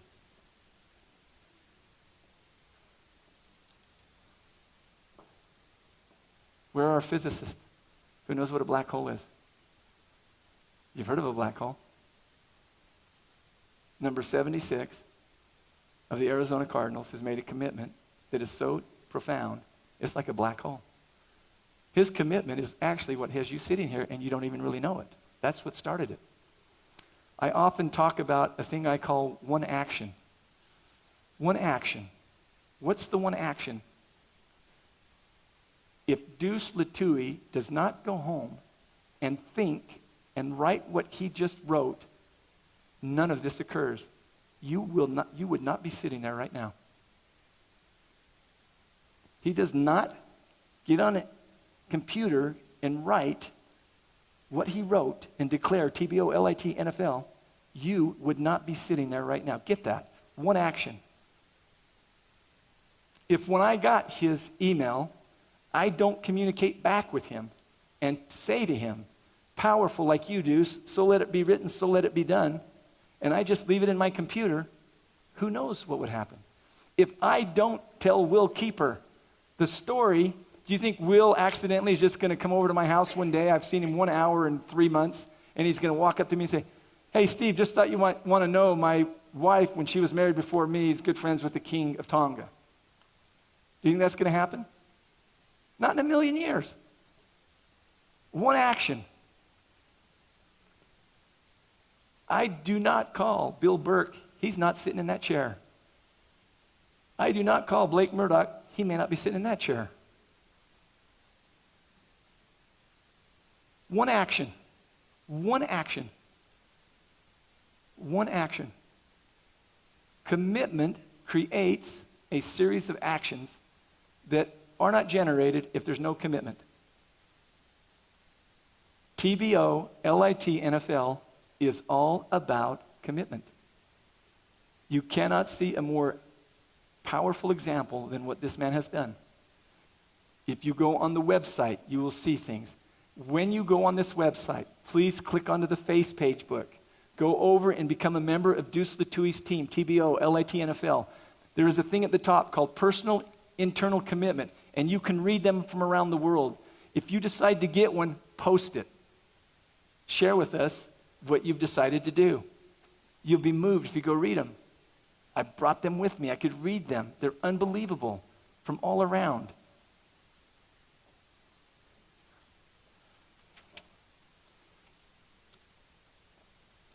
I want to tell you how Deuce Latui's impacted my own family.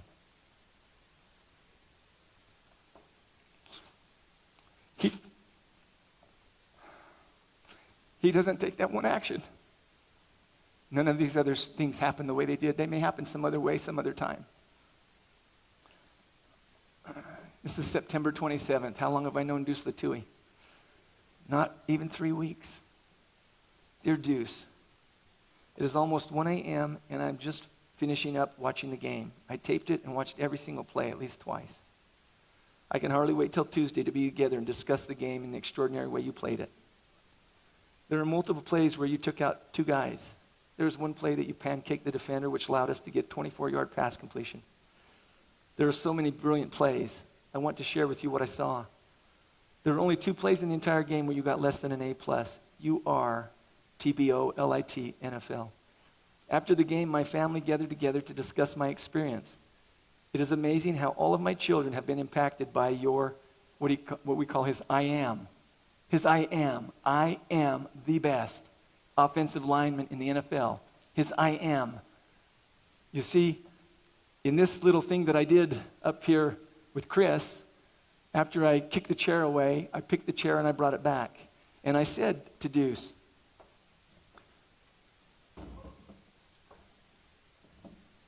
Deuce, you don't have to be all lit up like I was just then. We're going to do it again. You be me, and you ask me again. Chris, hop up here real quick.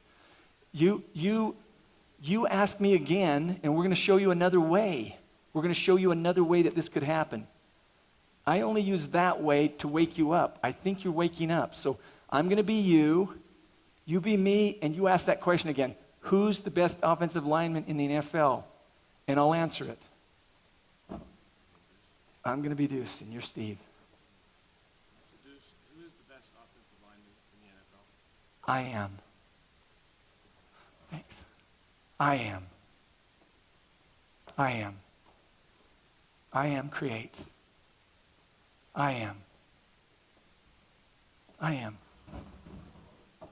I am. I am the best father. I am the best son. I am the best employee. This isn't arrogance. This is declaration. I am a great friend. I am honorable. I am faithful. I am trustworthy. These are declarations. I am. Deuce sent me a big picture of himself before a game. Guess what it said under his picture? I am. It said I am. And he knows what that means. Now, here's how, after the game, my family gathered to discuss my experience. It is amazing how all of my children have been impacted by your I am, just like all of my clients. I could line up every client that I have and have them come up here and speak to you about what altered in their business based on seeing what happened to Deuce Latui. I could bring every one of my children up here. Lindsay is my 29-year-old daughter who has twin 3-year-olds. She asked that I send this to you. This is her personal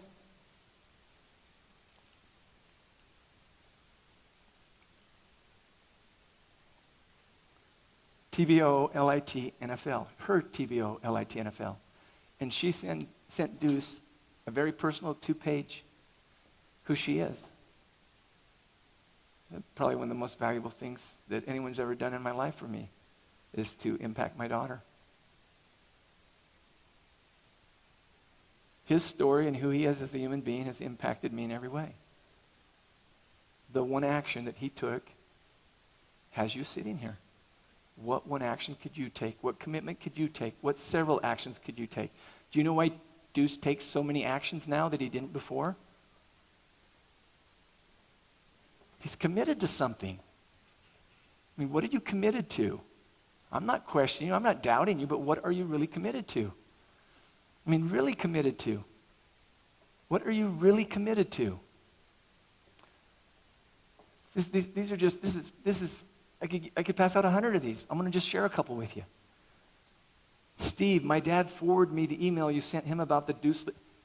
His dad forwarded him the email about Deuce Latouille. We had a staff meeting. They read the Deuce Latouille story. They had a staff meeting. And we committed TBDOIAZ, the best dental office in Arizona. I've personally committed to being TBDIAZ. Now, you don't have to have an acronym, but that's what he's done.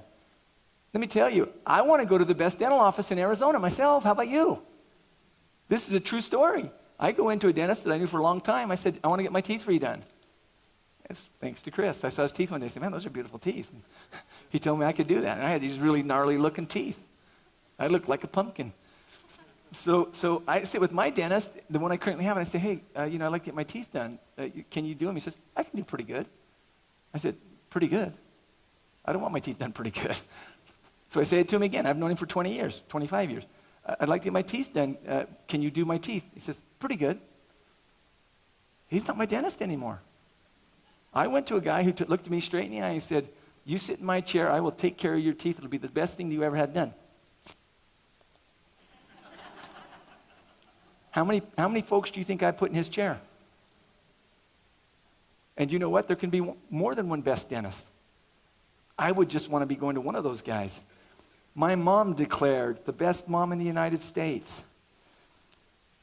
Thank you for sending, this is people just wrote for thanks for sending them the stuff. Just for sending them the information. Quit being so stingy. How about one commitment we make today? And I don't even care how you just maybe gave us $10,000 here. I'm still talking to you. Quit being so stingy. Imagine if this is coming because I pushed a button and sent it to somebody, what you could do with people that are close in your world. Thank you for sending this to me. I'm inspired by Deuce's commitment, and it does the same thing for me that it appears to have done for the others who have read it. Reading a story makes me want to be my best.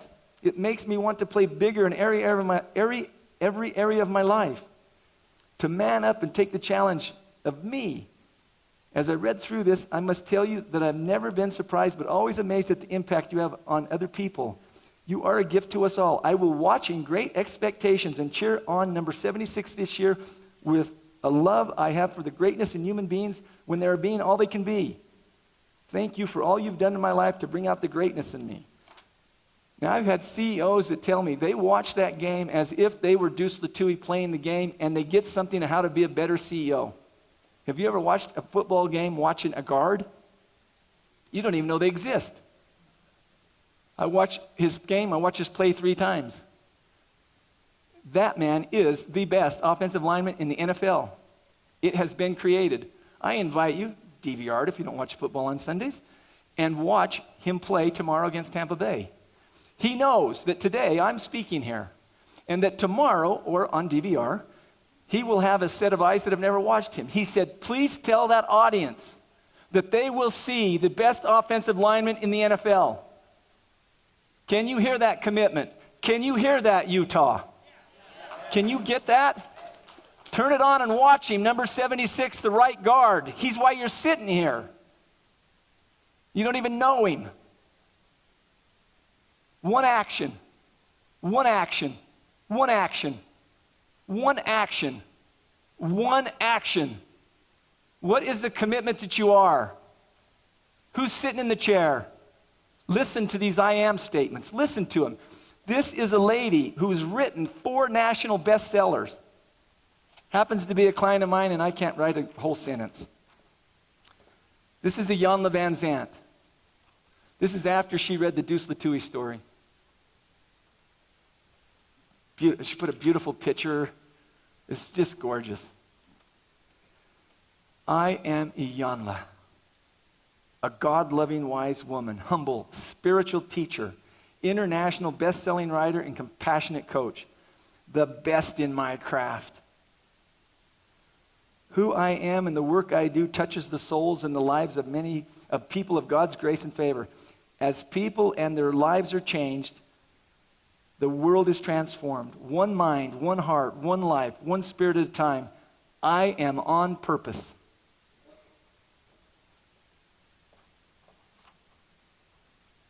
Is Jeff Dinsdale in the audience? No, just stay there, Jeff. We're going to talk about you for a second. This is from Jeff.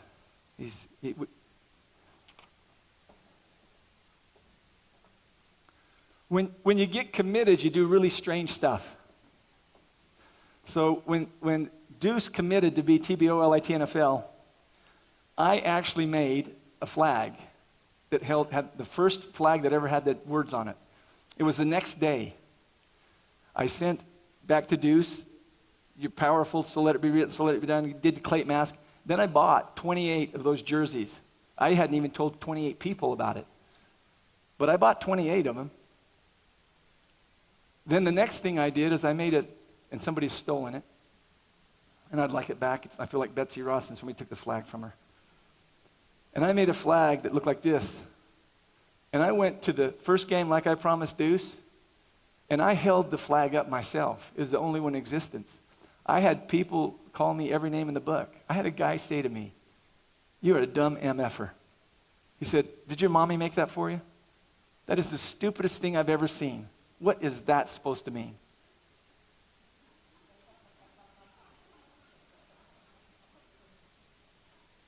Let me make you a promise right here, folks. I'm not against this guy. I sent him a book. I tried to help him. I tried to be kind to him. I've never put it in his face. I've even put his document, my writing to him to tell him why I had this is the first thing on the website. It's out of chronological order, but it was me trying to explain to him what this means. Now watch. He said, and this is what happens when we're committed. People try to take it away, say it can't happen. He said, that's the dumbest thing he's ever seen. And you need to know, my heart was in this thing I had, that what made the letters was athletic tape. I cut it with athletic tape, and then I ironed it on. He should have said my mom was wearing combat boots or something when he said that was a doofy sign. So listen, do you see this right here? This is Tongan. TBO, LIT, NFL. Personal inner commitment. I'm asking you to send this around the world. I'm asking you to send this around the world. You don't have to do it overnight. Do a little bit every day. Watch what happens. The people you send it to and they read it. They'll write you stuff like I get every day. So a flag like this, the original flag was up on Gilbert Road. So I held it over at the stadium and got mocked. Then I put it up on Gilbert Road and people wondered what it was. But a young man that's in the audience goes by and he sees it. So he goes over and Googles it. And he reads the story. He reads the story. He's 23 years of age. He reads the story. He's sent me 2 or 3 or 4 different emails. Remember I'm talking a little bit about I am TBO? So one day, I'm thinking Deuce came by because I look out on my front porch and this is on my front porch. This says I am, and it's in this little deal. Now, every client I work with, when I'm working with them, we fly their flags. So when I'm with Deuce Latouille, that flag's in the backyard, that flag's in the front yard. That literal flag flies in the backyard, that literal flag flies in the front yard. With every client I work with, we either create a flag, it says what we're doing. We have a committed place we're doing something. So I go by my front door, and this is, if I'm looking out the door, it's like this. So laying on the ground, and I'm thinking, I'm really getting to like Deuce, you know. He shows up on time, we get things done, and now he's sending me little gifts. I go out there and I open this up. It says I am. So I open it up, and there's a flag in it. This is a flag of New Zealand. And there's a note in it, written by a 23-year-old young man. This is my TBOLITNFL. To work with you, I have to be someone powerful and courageous. I will call you at 7 p.m. on October 16th to set up an appointment for our first session with a check to pay me in full with this flag in that box. Go to my website, see what I charge. You'll see how magnificent that young man is. How about if we make a commitment today together? Be a little less stingy. How about if we tell a few people where we were today? How about if we have a company? I've got a client named Clayton Mask. First thing he did is he went and bought some of these jerseys, held a company meeting, and shared what he'd learned and committed what he was going to be as a CEO, has 130 employees, and asked every one of them to go away, come back in a week, and what will your TBOLITNFL be regarding Infusionsoft? Unbelievable experiences in that company. Can you hear me? And I don't mean about my volume. Can you hear what I'm saying? This isn't anybody special. These are us. In fact, I often say to someone, the only difference between me and anyone else is my level of commitment. You know, give me some mathematical problems. I don't know if I can do fractions right here. I can barely do my droid. If I have my keys to my car, because, you know, now they just push the button. I used to lose the keys. I'm as non-technical as anything. But what I have is an extraordinary amount of commitment for myself and commitment for people who are committed. This is a flag made by another man who sent money and things to help. Also happens to be a client of mine. His name is Stephen McGee. These are not advertisements. They don't need advertising. These are powerful people with plenty up. But Stephen McGee is taking 6 CEOs that are paying him $50,000 each to hike the highest peak in Argentina. And if I could say it correctly, I would. Aconcagua? Yeah, that's it. And they are going to go, and this is the literal flag that will be posted on the highest mountain outside of Asia. Thank you. This literal thing, right here. This is the one going. You remember I was standing in that stand? Remember that the guy was telling me how dumb this word is? This is on the tallest mountain outside of Asia. If I cut Deuce Latui open right now, and there were blood that flowed out of him, do you know what would be on the white and red corpuscles? TBOLITNFL. You'd see it floating. Can you hear me? This level of commitment. So I acknowledge Jeff Dinsdale. Our first coaching session is when? Wednesday at 2 p.m. 23-year-old Jeff Dinsdale. You know what he says to me? I want this to be the best coaching you've ever done in your life. And you know what? It will be. You know why? Because what he's bringing into my room is a massive commitment. A massive commitment. Unbelievable commitment. Here's another one. I'm not kidding. You have 300 of these. How about if you share a little bit and somebody will tell you what they're going to do? Wouldn't that be inspiring to you? What happens when the water goes up? How many boats go up? All of them go up. Every boat goes up when the water goes up. Dear Steve, here's my version of TBOLITNFL. I am a Catholic Christian committed to living my faith, always improving myself, and always grateful for the life I have. I am committed to being the best husband, father, brother, uncle, nephew, cousin, friend, student, neighbor, employee, co-worker that I can be. I am committed to being present and fully engaged where I am and when I am. I am committed to giving my best at home, at work, and working with others to inspire them to give the best as well. I am committed to delivering what I promise. I'm committed to creating a wide open space in the future that I can live into with great possibilities for me, my family, and others. I am committed to getting to know how I can improve any aspect of my life in an effort to discover how I can best serve the world.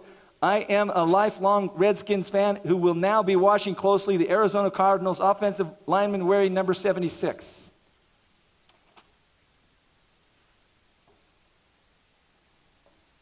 What think ye? What do you think? What do you think? Is that pretty good? Yeah, no different than you and me. Nobody here I'm reading from has anything on us. Zero. Zero. This is a gentleman who's also shared of his wealth so we could all have the things that we have. 15 minutes. Thanks, I got it. Love you. Dear Deuce, inspired by your experience with Steve, I reflected myself on who am I at 3:30 a.m. this morning. This guy reads a story.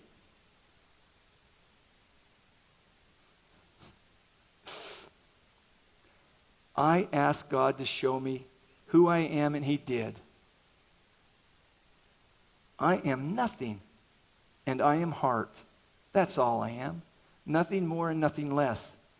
Anything more than that is only what I create myself to be through my declarations and actions. From my nothingness, I can be anything I choose. I choose to be an extremely effective, highly successful commercial real estate and business advisor. I choose to be a great father and husband. I choose to be a great friend, brother and son. I choose to be a great leader in the community, serving people that I need to help. Thanks for whatever courage and humility it took for you to reach out to Steve for help. He has no idea. You saw what happened up here, didn't you? That's what I meant. It's bad when you only think it's funny. Thanks for whatever courage and humility it took. Blah, blah, blah, blah, blah. My life is better by knowing you with all my heart. This is just some guy who hears a story. This is a third generation. Somebody told somebody and somebody told to somebody. And then he writes back and sends me a copy. I am the man my wife counts on to take care of her and her children. Hey, women, you want one of those? That's pretty cool, isn't it? I am the man a business partner can absolutely count on to get the job done. I am the man who is no longer afraid but is fearless to declare and act for the life I am committed to my family and me. I am the man who does. Dushan, where are you at?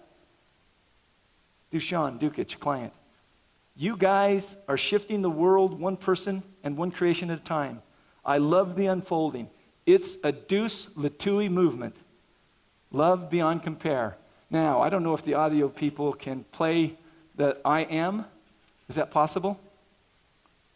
If you can play that. This is a minute and 15 seconds. I ask you to listen to these words. If we can. Within the heart, the whole and part of everything I see. Behind the eyes, beyond the skies, reflecting me. At the silent core, and yet before a phenomenon began. Oh, and after it, I am.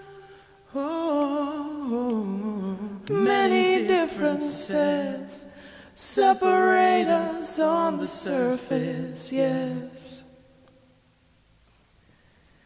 But I cannot find a boundary in consciousness.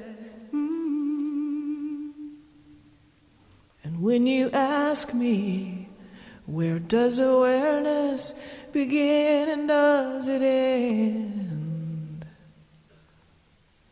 I have to say, I've always been. I ask you to look for a personal internal commitment and for your own I am, for your own TBOLITNFL. I think I'm going to close. We'll find out. I'd like to finish with 2 documents. And again, I mean I have hundreds, literally. This is from the president of the University of Santa Monica. after he read the Deuce Latouille story. Mary and I loved reading Amy's rendition of what we could call. Mary and I loved reading Amy's rendition of what we could call the Deuce Latouille effect.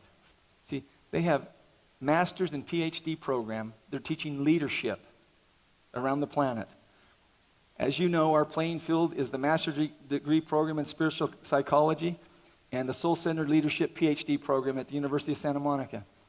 And as a USM grad yourself, you have seen this effect many times as students step more fully into the aliveness that comes with emerging into their calling, or as we would say, move more fully into the spirit of who they truly are. The really good news about this is that when others read about this effect, it hits a nerve within them and they are profoundly moved. What a blessing for all of us. Ron Holnick, President, University of Santa Monica. It might be fitting to close on this. But of course, I could change my mind. I don't know. It just feels right. This is from Pua Latouille, Deuce's wife. Good morning, Steve. I thought that TBOLITNFL was strictly football and nothing more. I could not see past the NFL part. But as the days progressed, Tusi, that's his real name, Tusi, started to change the way he talked and literally the way he walked. Each and every one of us put out a vibe, whether it's happy, sad, positive, depressed, etc. Tusi's aura was amazing. I was completely drawn to him by his positivity.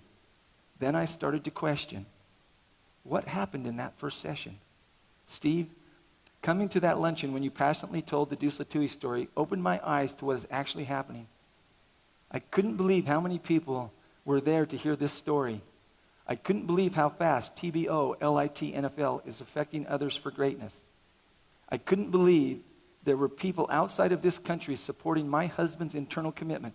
And the major thing that was hard for me to believe was the King of Tonga. Really? Who would have thought that, right? Who would have imagined the possibilities? When my husband declared his commitment to TBOLITNFL, he didn't realize that this would be a domino effect.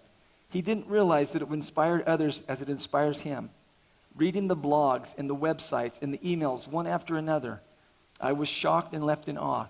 Everything I've read plus 200, I would send to them. Imagine being TBOLITNFL and you got to read these every day coming from around the world. You think that would support your commitment? Reading the blogs and the websites and emails one after another, I was shocked and left in awe. And seeing the picture from Scotland topped it all off. This is real. This isn't a dream. This is happening. Words cannot express how appreciative I am for all of those that support TBOLITNFL. I even appreciate all those that took the time to read the letters. TBOLITNFL. Do you know who Pooh is saying thank you to right now? You. Pua Latouille is saying thank you. Thank you for supporting my husband's commitment. It's amazing who I have as a husband. Thank you. Steve, your mind moves 100 miles per hour from flags to a website to passing out pieces of paper of TBOL.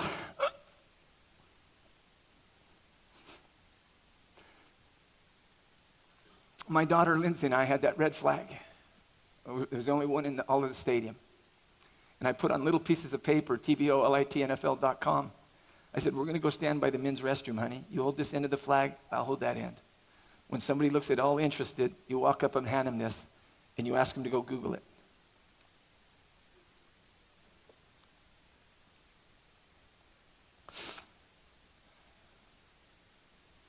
How grateful I am that you picked up that paper and read about Matt Leinart. How grateful I am that you had the compassion and the heart to reach out to Matt. And through your lovingness, you found my husband. My husband is my life, my heart, and my everything. Therefore, all that you do for him, you are doing for me. I love you, Steve, from the bottom of my heart, and written with tears of appreciation. Ova atu, Pua Latouille. I request that you go home and read this story about Deuce Latouille. that you sit quietly and find out what you want to be committed to. That you send it around the world. You send it to other countries, other cities, other states. You send it to your family. I promise if you do, you will benefit someone's life. I close by saying two things. Be blessed. Be committed.